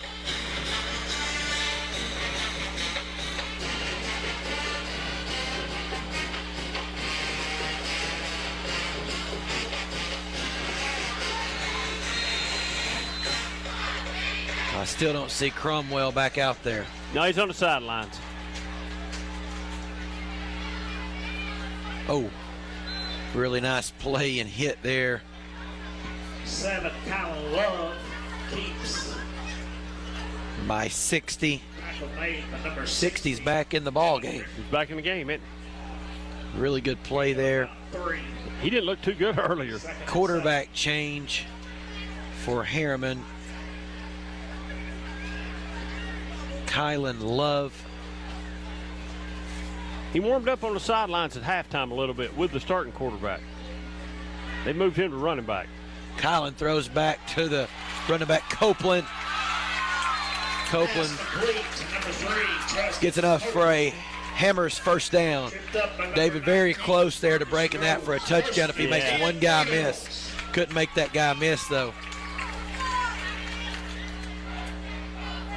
You know, Harriman needs to score quick. They don't need to panic, but they need to score before the end of this quarter. It would really help. Yeah, if they could get the ball in the end zone with a chance to stop them. The momentum's just been a huge factor here tonight. Right.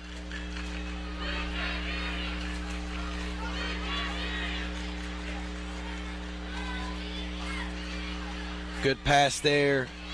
Good catch out in the flat Pass complete to number 10. by Clark. Good first down gang there. Darryl Bailey. Here's Cromwell back in the game. 2nd and 6. You know, Harriman should have a little bit of success this year. I think they'll They be all got some right. good athletes. Yeah, I think well they'll be all right. coached.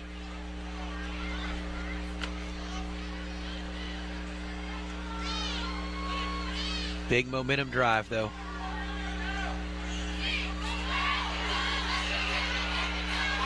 Uh-oh. Uh-oh.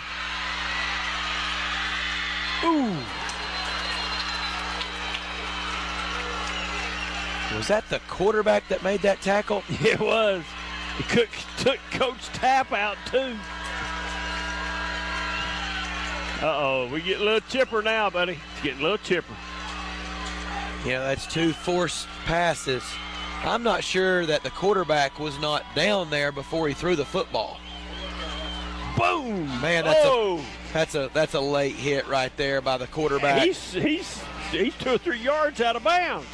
And the quarterback made a big play earlier on defense, so welcome back. Have we got the replay on that, Brad? See if we can get the replay here. We'd like to look at it because Mr. Cox thinks the quarterback was down. Let's see here. It has to be really close to being down when you throw this football. Rolling. No. No. Should have just held on to it and took the loss right there.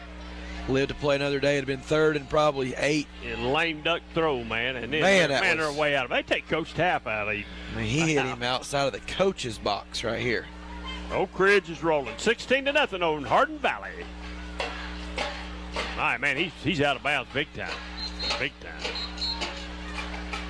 16-0 Ridgers. 16-0 Ridgers.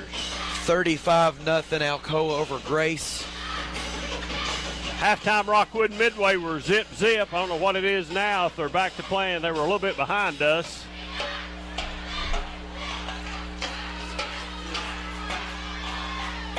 We have a must stop here. Yeah. By the Blue Devils. Yeah, if not, this game's pretty much over with. If not, we will enjoy listening to the Kingston Yellow Jacket band. Because they're loud, buddy. They are loud and impressive.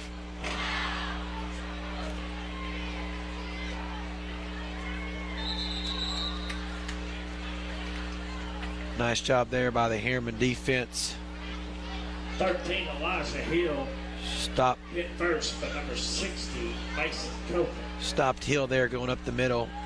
Copeland with a nice tackle. 1, second and 9. What games got your attention most tomorrow night across the greater Knoxville area? You know, I'm not really for sure. I tell you what's got my attention the most tomorrow night will be Clinton and Scott County. What Clinton does tomorrow night. In that environment. You'll take Clinton, Scott County. I will give my game as soon as the ball is snapped here. Of course, up the middle again, just milking that clock. Hill's been solid tonight. Offensive line for Kingston's done a good job. I'm going to take tomorrow night's game of Catholic and Maryville. Game of about 2. Central scrimmages Maryville 2 weeks ago and has them 14-14 with the ones, which was surprising. Catholic, I think, has a big question mark on. But doesn't Catholic have 3 D1 commits and their juniors on the offensive line? They do have 3 D1 players on the offense. I would say their best player outside of that is a freshman wide receiver. Thanks to Brad letting us know we're live. Nothing better than live television. To catch you every time, buddy. As I said, we are a lot better on Friday nights than we are That's right. on Thursday nights. So 3rd down here and 7. Must stop here by the Blue Devils. Pass falls incomplete. A little better throw that time by the quarterback. It wasn't way up in there. It looked a little bit better. They need to work on it, though. Yeah, Coach Pankey's decided to punt the ball away here and let his defense keep putting pressure on the Blue Devils.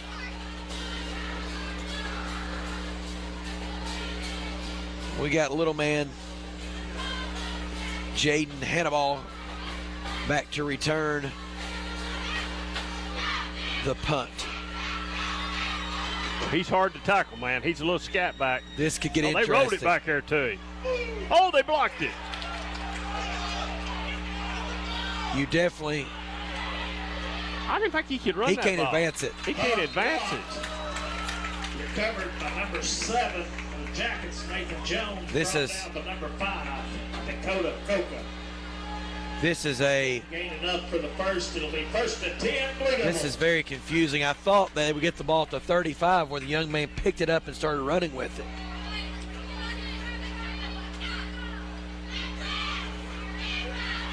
Well, I didn't think that's another question I'll ask. I didn't think you could do that. If there's an official watching,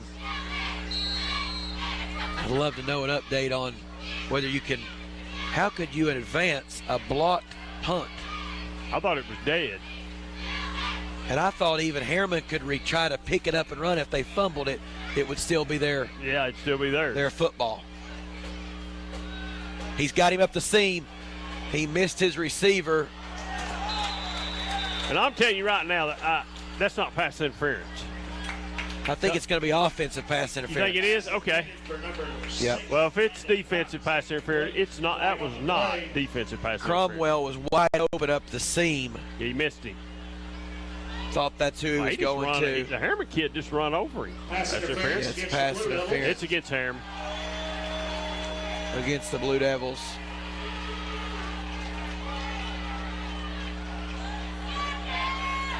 Probably a pretty good play by the Harriman kids. Probably was. Nathan Jones definitely looked like he had position to catch the football. He did. But I'm telling you, we had 7 or 6 right there on the board if he hits the Cromwell up the seam. We do. He was wide open, too. I'd say we might go back to that. 15-yard penalty against the Blue Devils. I'd say Harriman coaches are letting Coach Tapp know that the seam was wide open. Cromwell's got to get his composure back here and make a play for his team.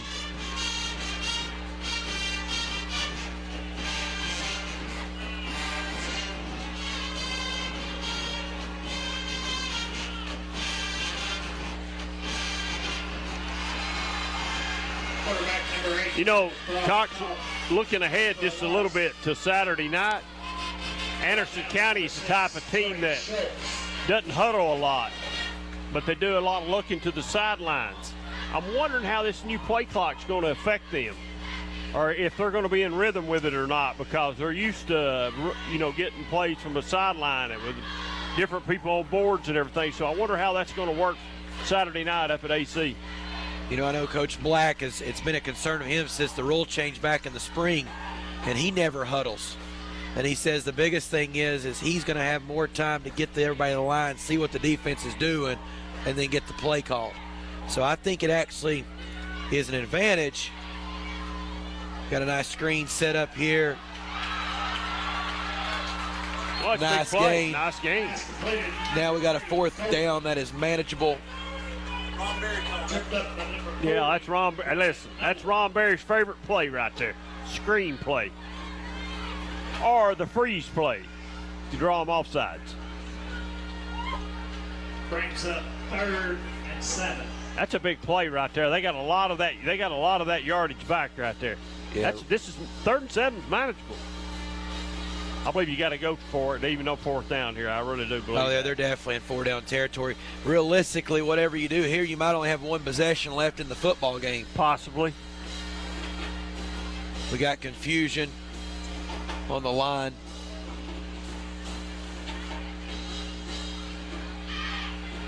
Oh, he had him and he missed him. Big sack there by 34. Quarterback number 8, Frost. Number 7. Sammy Oren. 7 was open across the middle and he didn't throw it. Kingston's very fortunate, if you're watching this replay, not to get it in sportsmanlike conduct, as 34 gets up and claps in his face. And we're back here, 4th down. Obviously the game riding on this 4th down due to the time. Got him out in the flat. Gotta get it, gotta get it. He's broke a tackle. Ooh, great play by Copeland. Great effort there by Copeland. Quarterback was shaken up there on that last play. Good play call there for a Hammers 1st down. A big Hammers 1st down. Wow. And then he finished off the run. Nice. Nice job there by Copeland. Kingston's trying to sub here. They're going to call. Driving a black Chevrolet. So they got the defensive guy in. Number 0914R8. Oh, they tackled the wide receiver. Well, that's illegal. Good play there. You can't just tackle. That's illegal. You know, we've had a taunting play that's been missed. We've had a late hit out of bounds that's been missed. Now we have that. Come on, guys. I mean, 18 comes out of his break and just gets tackled. Good play there. Harriman kids, by Frost. Smart that time. Get the ball out of bounds. Stop the clock, Stop the clock. 7:33 left in this football game. This is a big score right here. Big Makes score. this a game, and then we get to see an onside kick where you're on bad. They've been practicing it. Yeah. Most people have a net on their sideline. They're practicing. Oh, he dropped the ball. Cromwell drops again. Cromwell, incomplete. He's had a really nice night, but a couple drops. I bet you throw that to him 10 more times, he catches it 10 times. I'd bet money. We have a timeout. He looked away to see if he's going to get hit. By Kingston. Looks away, He goes turns to away. catch Watch it, it. turns to look. Turns his head to look, see if he's going to get clobbered right there. And I don't blame him. I probably would have too. Absolutely. We'll go to a commercial break on that. Muncie Pharmacy is your locally owned hometown pharmacy. They accept most insurances, so why go to the large chain pharmacies when you get better customer service at Muncie Pharmacy? Have a special prescription that needs compounding? Muncie Pharmacy can handle those needs as well. Muncie Pharmacy has a drive-thru for your convenience and offers free delivery in the Oak Ridge area. And don't forget the gifts that we have available for all occasions. Here at Muncie Pharmacy, we take the time to know you and treat you like family. As we come back here to Wallace Black Field, David, what do you think here? You think they're spreading it out? Are they going to run their little read option? I don't think they run that read option myself. I think they spread it out right here. Might see a screen pass. That'd make your boy very happy. Very happy. Oh, they do run it. Touchdown. Got a touchdown wide open in the end zone. Little man. That's a great play right there by Cam Clark. Well executed. Coach Tapp really takes the timeout Kingston calls to his advantage to set up the play he wanted. Yeah, he wanted. Might have run a pick play there. They very, very well could have. Whatever it takes to score. Whatever it takes. Now we got a ball game now. Absolutely. Now here's the 2-point conversion. That's crucial. And got to make it. They ain't got no choice. You know, I don't know if I don't come back with the same play, but on the opposite side. Run the same play, but run it to the right side instead of the left side. I still think the quarterback is better out in open space on the move. Much more comfortable than he is in the pocket. I'm looking for number 2 here. Go right back to the same play, and he drops it. Man, he had another guy wide open in the back of the end zone. He did. He had the other guy. This guy called the touchdown in the back. Here we go. The guy sort of feeding in behind him right here to the left, wide open. Good throw, catchable ball. Wide open to back over. Wow. As you said earlier, chasing points would kill you. Chasing points would kill him, and it's got him in the ditch right now. Where a 2-point conversion failed early in the first half. And then again right there late in the fourth quarter. And here we go for the onside kick that 30 was preparing for early in the game. Let me go back and say something about Cromwell dropping the ball. I'm going to give him credit for being out there because, man, he's really cramped up tonight. So he's fighting through it. That's the first thing that everybody ought to know. It's just tough break. You know, another thing is you don't see many high school wide receivers these days not wear gloves. You know, the way they make gloves now, he doesn't have a set of gloves on. He didn't have a set of gloves on. We're getting ready for the much more kickoff here. Onside kick. Ain't going to be no kickoff. It's going to be an onside kick. It has to be. This has to be. Yeah, and this guy early was working on it. He actually was pretty efficient in warm-ups. Let's see how it works. Here we go. Oh, offsides. Well, they say, whoa. The ball's still out. It don't matter. It's still fumble. Harriman has the ball, tries to pick it up and run with it, and gets hit. Got a flag for offsides on the kicking team. We have a flag on the play. Doesn't matter. Brad, can we get that over again? You'll see before the kickoff, the Harriman guy on the far side. You see right there, he's offside. That guy's offside. Why isn't he down right there? Well, the kicker actually, I think it might be the guy that jumps on him. Man. See the Harriman guy down. You see his leg down there. He's offside before the ball is ever got. No flag. I guess no flag because Kingston recovered it probably.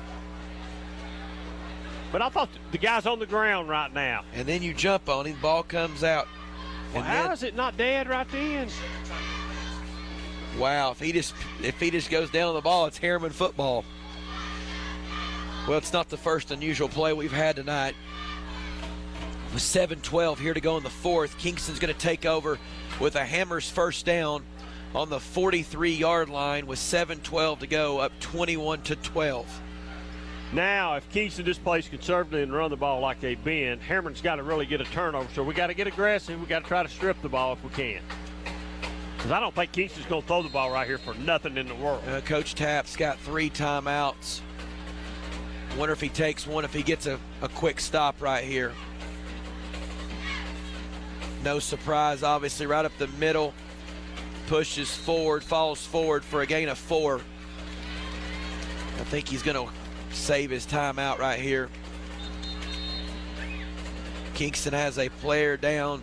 36, Bradley Keithley on the give. We're cramped up, buddy. Where the Blue Devils are in a must-stop situation.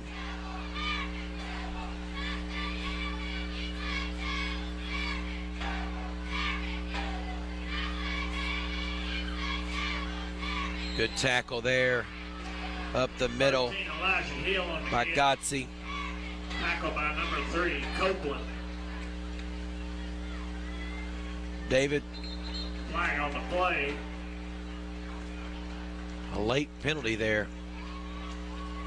Kingston's walking backwards, so let's see what the call could be.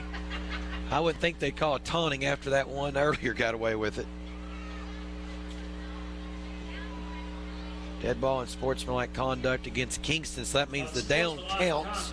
Against the Jackets. Since it's dead ball, it's going to be 3rd and long.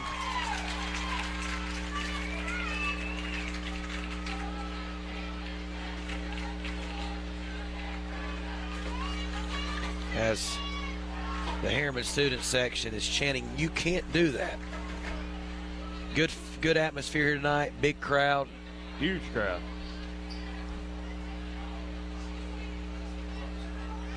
But going back to the Anderson County situation for Saturday, I think it less likely to affect a team like them because the quarterback's not having to run from the far hash all the way to the sideline to pick up a play. Well, that could be true. That could be true. They do everything from the sideline. They don't make them run over there. So it'll be interesting to see. We'll be there. Interesting to see, too, how Martin is with his health if he does play and what all they let him do. You run it here, Dave, and just run a little bit of clock. Up 2 scores. Well, they're going to throw it, but I would run it. That's what I'd do. Interception. No. Pass intended for number 7, Nathan Jones, broken up. Good play there. Giovanni Cromwell. Could have been just as good as a punt if they'd intercepted it right there. Yeah, because now they can actually set up a return here. Yeah, they can set up a return now. Here comes our little buddy, Jaden Hannibal, back to. I'd like to see him get a punt here. I'd like to see him run. I'd like to see him at least catch it, yeah. See what he can do. Absolutely. We've already seen him on an offensive series. Special teams right now has been a big factor in the game as far as Kingston is concerned so far. They've not let Harriman's athletes get anything going. This is returnable.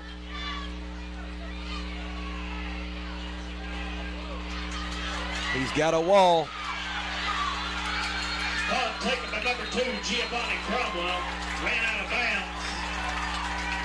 I will say I want to see the replay there. Coach Tapp is not happy with the whistle being blown on him being out of bounds. Big return, though. He didn't think he's out of bounds. No, big return for the Blue Devils. Brad always has a good replay and a good shot here from the booth. He was only 2 yards out of bounds. He's only 2 yards out of bounds. I think Coach Tapp got the wrong lines confused there. He got the wrong lines confused. Yeah. Gotta love Coach's passion, though. You know, no, he's got it. We've been through a lot of years on the call-in show where been some unhappy campers down here with him. Man, he's a winner, though. He's a great coach. Kids play hard for him. They do.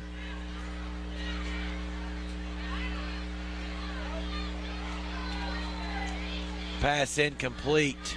Pass intended for Clark. Cam Clark. The only thing good about that play is it stops the clock. Absolutely. Need a quick score right here. They sure do, because they got to score again somehow. They got to do 2 scores here. You know, if you score here, the big thing that you're kicking yourself is not having a kicker. You're right. As many kids that play soccer these days, it's hard to believe that you don't have a kicker somewhere in really any size of school. You would think. A lot of teams in small classifications don't have them, though. I've watched teams in bigger classifications win championships without them. It's crazy.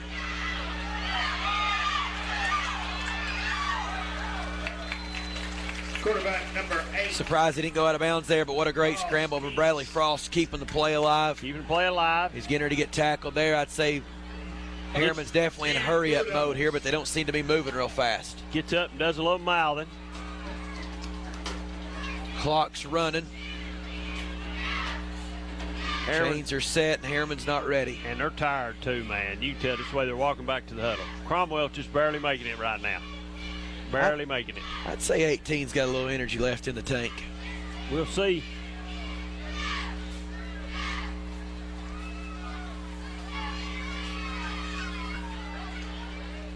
Great read by the quarterback. Gosh, Cromwell drops it. And as you say, the only good thing about that play is the clock stops. Man, that puts him in a position right there probably with a chance to get it at 1st and goal if he catches that football. Yes. Really good read by the quarterback. Good throw on the move. Do you know who Kingston has next week? I don't have any idea. I'm not sure. What about Harriman? Do we know? I don't even know who we got next Friday night myself. Do you think it's an advantage playing a Thursday night game the first week of the season and then turn around and give yourself an extra day of rest or preparation? Maybe so, but I think you need every day you got trying to get ready for the first game. Gotcha. Big catch right across the middle.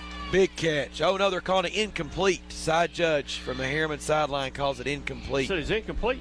Wow. So we got a big 3rd and 10 coming up.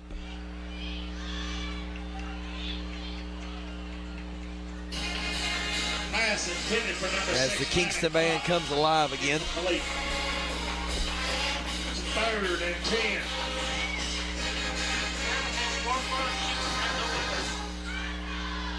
Harriman has Wartburg. Kingston has Oliver Springs.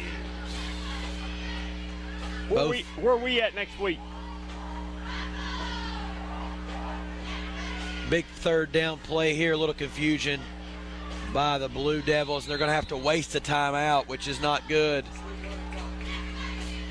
We get information that we will be Sweetwater at Rockwood. We'll be at Rockwood next week.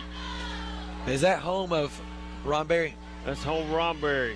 With the 3rd down of the game.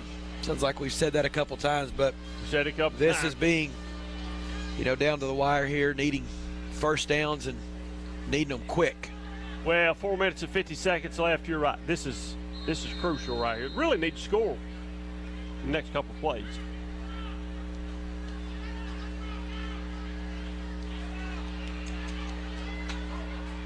Incomplete. Really, the pressure up the middle that time hurt. Would have made no difference if he caught the ball. He was out of bounds 3 yards. Yeah, Frost sort of got pushed out of the pocket there. Had maybe an opportunity to step up and run early on as the play was developing, but hung in there. Now you need a play. It's going to get you about 11 or 12 yards, and you need to get a first down. Really, a score is not important here. You need a first down. No first down, no continue on.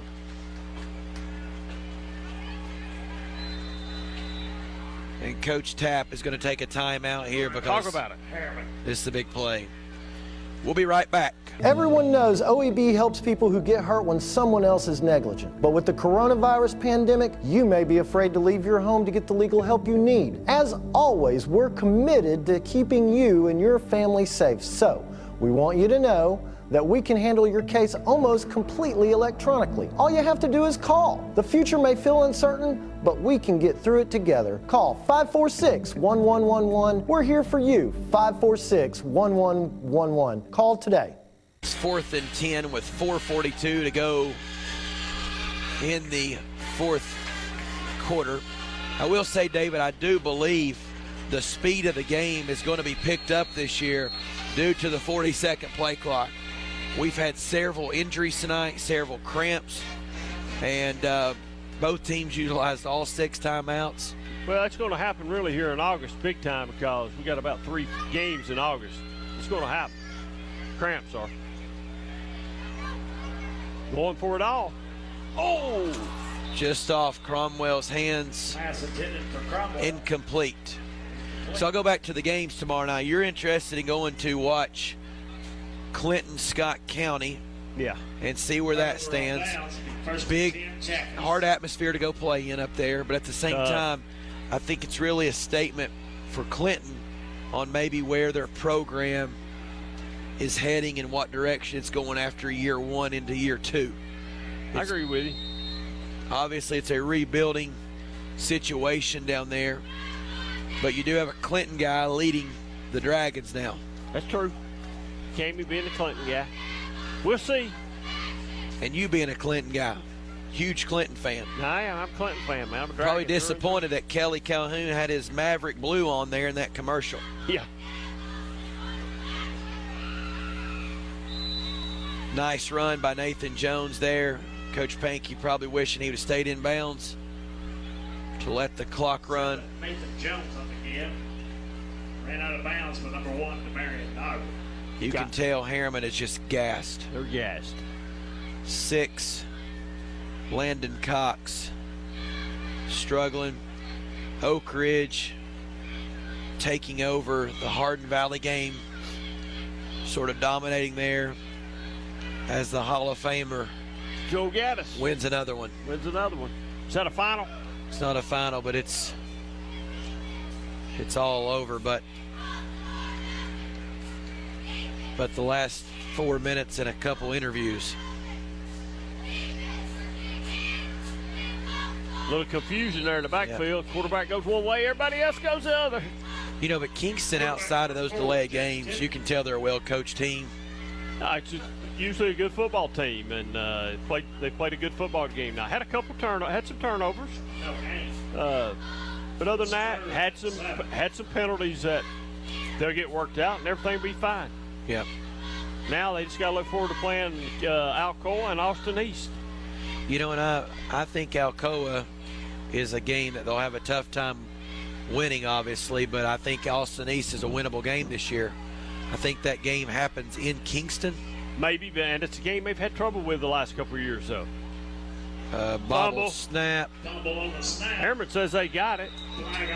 Flag on the play. Picked it up, put it back in his pocket. I think he meant to throw his beanbag there. Throw that beanbag instead of that yellow piece of handkerchief. Is that Kennedy? I don't know if it is or not. If it was Kennedy, we wouldn't even be out of halftime yet if it's Kennedy. So many flags on the play. So many flags, yeah. So it's going to be 4th down, and I'm sure. I try to start every year out saying I'm not going to talk about the officials, and it winds up I have to talk about it. Either good or bad. Yeah, I talk about them either way. They make me talk about them, though. They want me to. Some of them pay me. Speaking of Oak Ridge a second ago and Clinton, they're all in that same 5A region with Campbell County and Fulton. Who do you have winning that this year? Do you have the Hall of Famer winning that? Well, I don't know. I think it comes down to the last game of the year being Fulton and Oak Ridge. I really do. I believe it comes down to that ball game, the last game of the year, to who wins that ball game. And who wins that race, just like it was last year. I agree with you. I think that that game will be for the region championship. Yep. And that game will be to stay opposite of Catholic until the quarterfinals. Well, and you definitely want to do that. You don't want to meet Catholic any earlier than you have to. But you know what? Let's just play them in the first round and get it over with, because you got to play them eventually. We just don't run from them. Let's go play them, punch them in the mouth. You do. I do. The part I'll disagree there is if you're an Oak Ridge and you let Fulton and Catholic play each other the second round, coming to that third round, you know that team's been in a dogfight where you might get a Walker Valley or somewhere. Well, and that happened with Oak Ridge a few years ago, and Walker Valley goes into Oak Ridge and upsets them. Absolutely. Probably one of the biggest upsets in the playoffs that I've witnessed in a long time. A lot of talent on the field for Oak Ridge that year, and to get upset, yep, it was shocking. It was. So that's what they're dealing with. It's a tough region, man. That's a tough region. Still like to see Jane Hannibal get his hands. Oh, he's low snap. Are they going to get him? Yep, they're going to get him. Nope, he's got away. It's a big play right there. Well, Harriman's going to take over 1st and 10 from the 10, and we have a injured Yellow Jacket. We are going to take a break here from Wallace Black Field and be back after the injury timeout. He'd been better off just went down right there. Wow.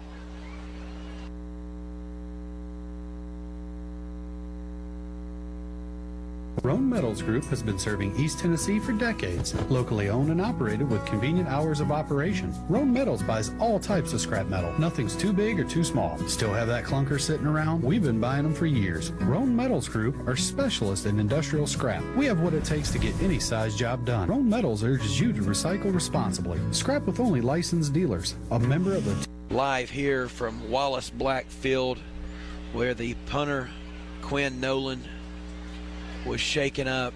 You know, David, the kid was just trying to make a great play, and like you said, he'd been better off just going down right there. Down right there, yeah. but interesting change of events.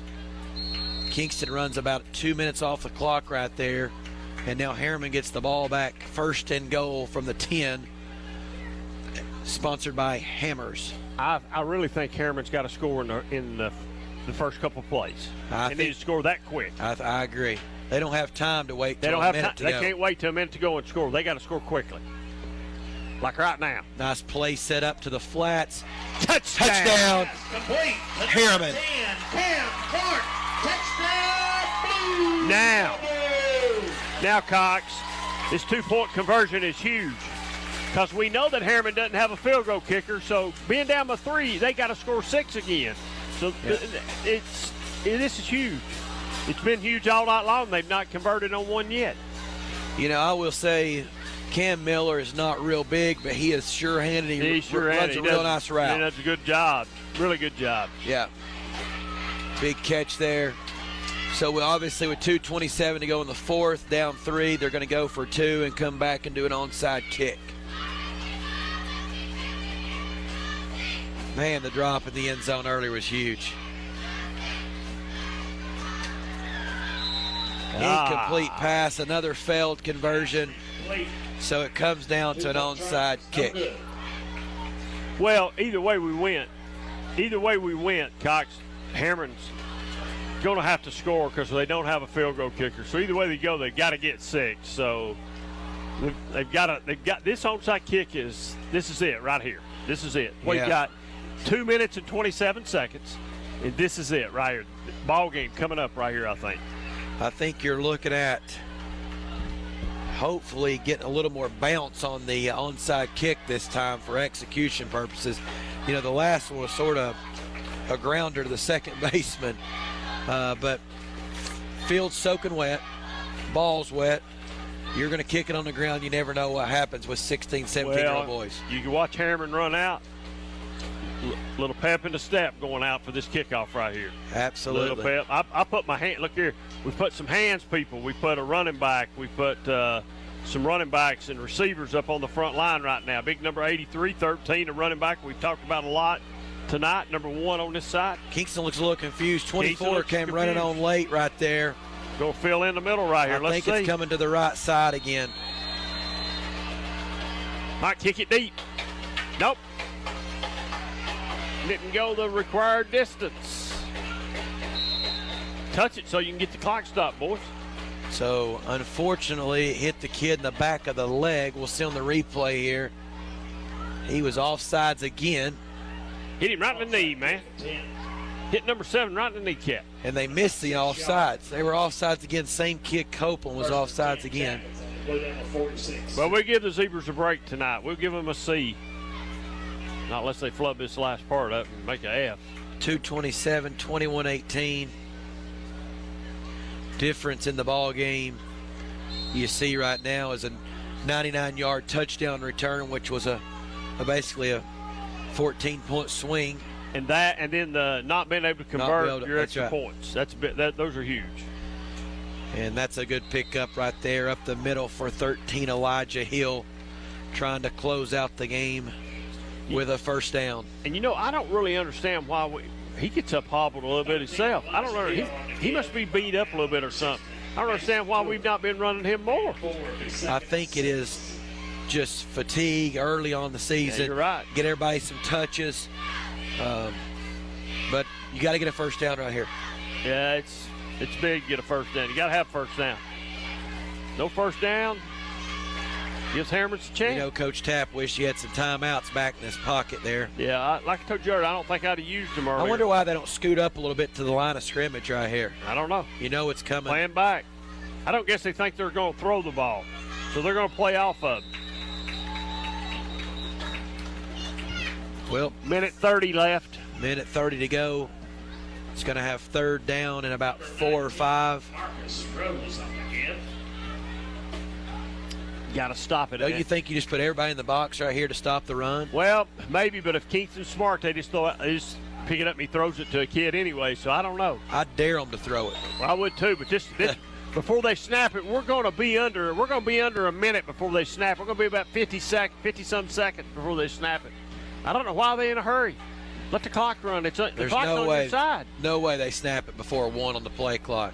Well, Yep, here they not. go. They're going to snap it with Oh, 5. 5. That's 5 seconds. And they Fumble. fumbled the ball. Fumbled And it. Harriman's got it Harriman's got the football. with a chance to win this thing. Recovers. First and 10 Bulldogs. Wow. What a turn of events. That's almost the only thing you lose by not getting the onside kick now is about a minute and a half of time. You're right. Bad management on the clock, on the snap Hey. of the ball. Kingston's confused right now. They got to take a timeout. They're so confused. Neither team has a timeout. Neither team has a timeout. No. Well, he just motioned timeout. Kingston. He does not have a timeout according. Oh, they're looking. They're looking. Everybody's looking at their cards. Is it a personal foul in football if you call a timeout without having one? No, they're saying they don't have a timeout. Let's go. It's first down. They're saying no timeout. They don't have a time. But they call a timeout. That's a penalty. I'm not for either team tonight, but call it fairly. See, now the clock's running and ticking. Let's go. How can you They're call wasting. a timeout if you don't have one? That's a good question. And now Kingston's really confused. They're very confused. They only have 10 players on the field. There he is. We got a guy wide open. Wide open. Oh, he catches the ball. Get out of bounds. Oh, he should have got out of bounds. First down. Get up, clock it. First down on the 25. Another Hammers first down. Big catch by Copeland. Big throw by Frost. What you got to remember, you got to get under center to snap. You got to get under center. You can't do it out of the shotgun. We have a flag on the top side of the field, 10 yards down the field. Didn't see it. Is that a illegal man downfield that quick? I wouldn't think so, but it could be. Coming from the Kingston sideline. Wonder if it's a sideline warning or. Flag's way over there. You're right. It's at the sideline. Now, we've not had one of them stupid. We've not had one of them stupid penalties all night. Yep, somebody was running down the sideline as the play was being snapped. No flag. No flag. Hanky's on the field. Now this helps. This actually no flag helps Kingston. Get on up there. Get on up there. Get under center and clock the ball. They might not clock it. Clock's running. Let's go. You got to go. You got to go. The chains aren't set. Why is the ball being clocked? Well, they started it and they wasn't. You're right. Holy cow! Oh my goodness! What a catch! Off Cromwell's hands, off Kingston's hand, into Cromwell's hands for a touchdown. Wow! Kingston is in shock. And so am I. I am too. Wow, what a game we've had tonight. Woo! As many tough plays as Cromwell's had across the game. What a game! Folks, wow! What great concentration from the drops he's had tonight to make this. Let's watch. Can we get this play again, Brad? Wow! Hey, what a good guy! What a good guy on our film guy staying up with it. They could have walked away from it. They stayed with it. Here we go. You got him back deep right here. He hits him up the seam. Watch this. Off the arm of the player from Kingston, first in off him, and then back into him again. What great camera work, guys. Great camera work. Great camera work, great concentration. Wow, what a play. 24.6 seconds. We got a flag, delay a game. Harriman really doesn't care right now. I think you do want to make sure you get the 2-point conversion because Kingston obviously has a good kicker. Harriman has struggled getting the ball, so you don't want to give them good field position here with 24 seconds. You're right. You score a 2-point conversion here. They've got to score a touchdown, and a field goal doesn't tie it or anything. Absolutely. That is true. It does give them more room here on the It does give them a little bit conversion. more room right here. You're right. So maybe that's their advantage. Man, what a game. What a game. What a game. What a great game this has been. 24 seconds, folks. They go to the wing tee here. Play action to the back of the end zone. Pass behind him. Pass behind him. He leads him just a little bit. It's a 2-point conversion made. Absolutely. Wow. Pretty cool. He went under center, the wing tee. Kingston had not seen that all night and just doesn't lead him in the back of the end zone. Brad, can we get that? He's that working on it. Here we go. Here we go, folks.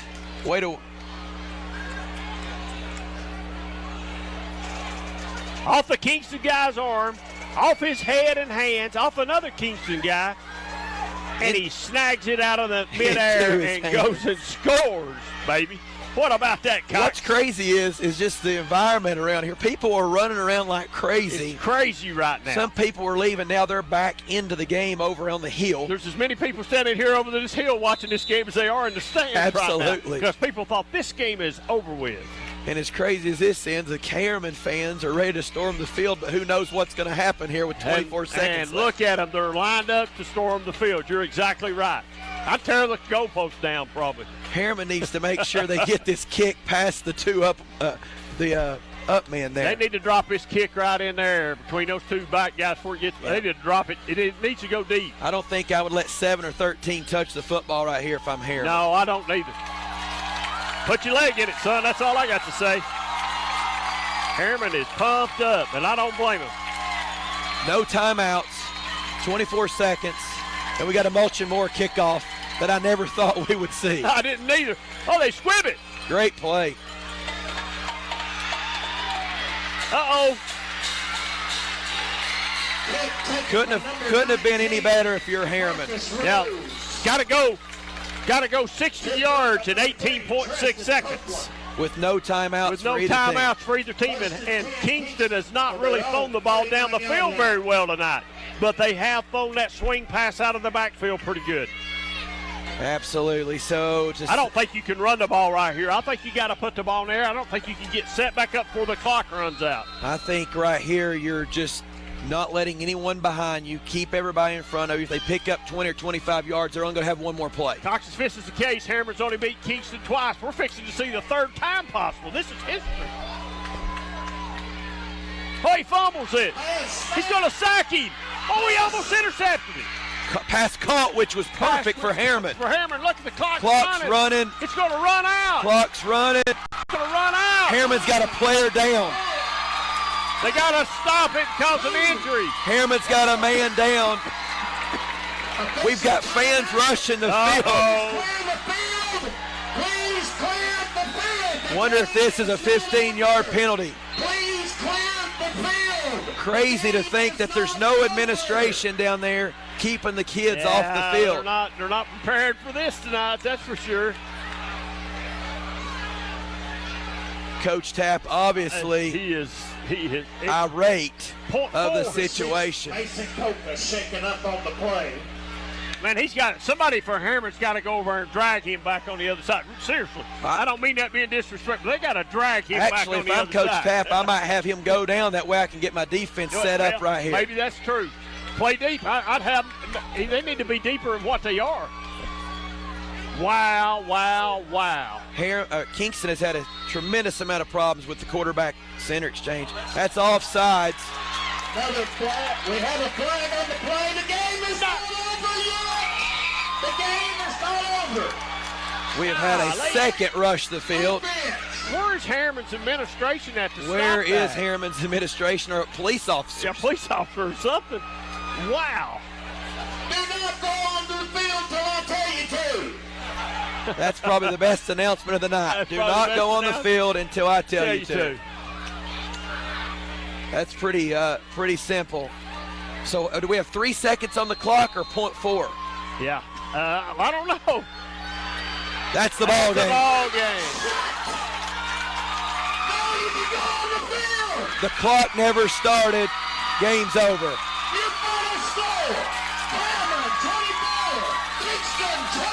David, what a complete disaster of an ending of a game from both sides, if you would. Harriman has to be completely excited, but you've got to keep the kids off the field at the end of the football game. Yeah, you can't have that. That's not good right there. It's just not a good situation overall. No, somebody gets. That's how somebody gets hurt. That's how somebody gets suspended in a game too, because a fight starts. What a game, Johnson! What a game! What a great game!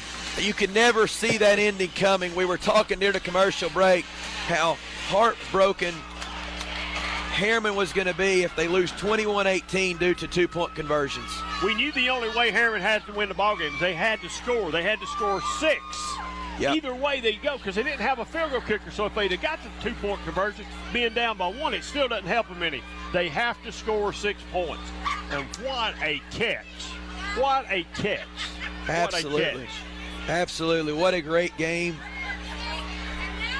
That right there is just a testament to the coaching staff and the players of Harriman that they never gave up on what was going on. If you wasn't here tonight because of a little rain earlier, shame on you if you're a Harriman fan, because history was made right here tonight again for them to beat them the third time.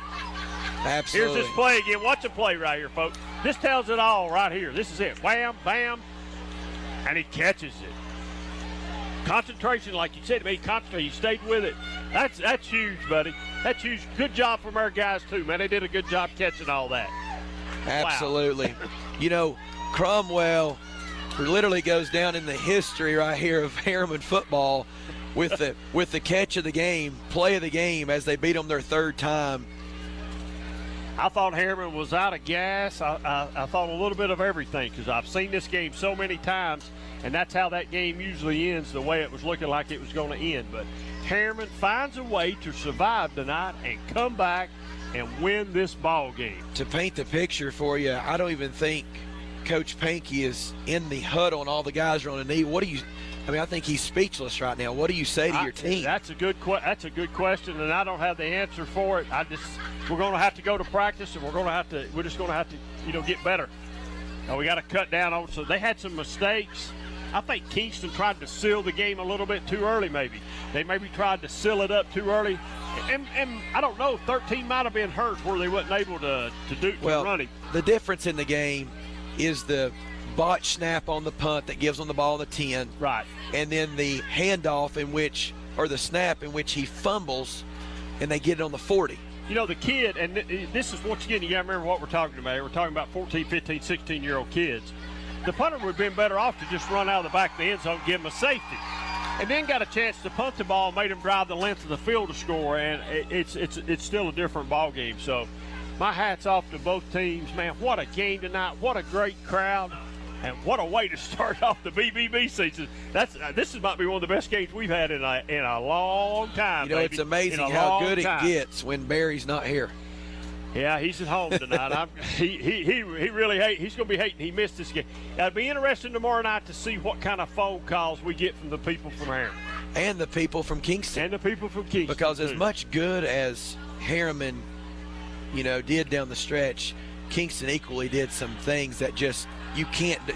They did what you do to lose a football game. They did. You're right. They fumble it late. They botched the snap on the punt. I mean, they did everything they could do to help Harriman win this football game, but you can't take anything away from it.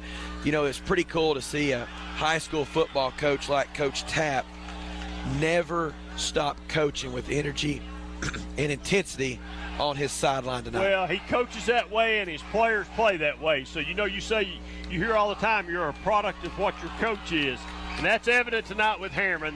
He never stopped, and they never stopped. They win together and they lose together. What a great game. Yes. Can't wait to Saturday night to be at Anderson County. Absolutely. You see Cam Clark there celebrating what a big touchdown catch he made late there when we said they need to score this play with 2:30 to go, and they do. He makes a good catch there. Pretty awesome scene right now in the middle of the field right now with everyone celebrating. All right, folks, if you missed this game tonight, I'm sure, Brad, we got a replay sometime. When is it? Tomorrow night there'll be a replay. Catch the replay tomorrow night. Catch us tomorrow night at 10 o'clock on the 5-Star Prep Friday Night Scoreboard. This is David Clear for Jonathan Cox and the crew here, and Brad Jones and all the film guys. They did a great job tonight. We'll see you Saturday night at Anderson County High School. We'll be on the air about 7 o'clock. We'll see you then. At OEB, we know lives have changed. Parents have become teachers, and our homes are now our offices. The roads may seem empty, but people are still driving and still working.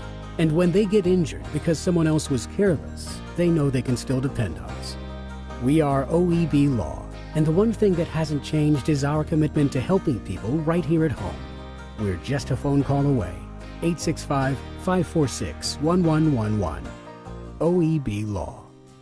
Muncie Pharmacy is your locally owned hometown pharmacy. They accept most insurances, so why go to the large chain pharmacies when you get better customer service at Muncie Pharmacy?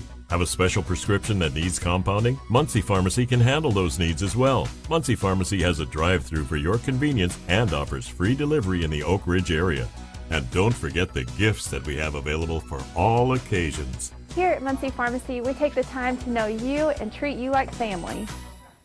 Tennessee Barns & Buildings in Jacksboro has all your storage building needs. At Tennessee Barns & Buildings, you can pick out your building, then custom design it how you want it, and then have it delivered. Our friendly staff will help you with all your design needs. Are you worried about financing? Well, at Tennessee Barns & Buildings, there's no credit check, so no one is turned down. Plus, you can rent to own your own building. Tennessee Barns & Buildings in Jacksboro says come on down for your next building. Or call 423-449-8139.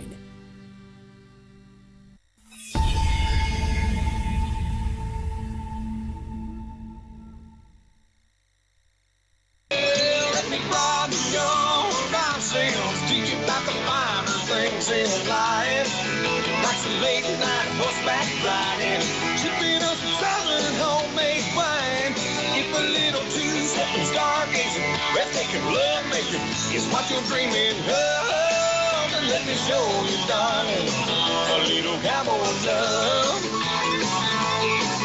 Let me show you, darling, a little cowboy.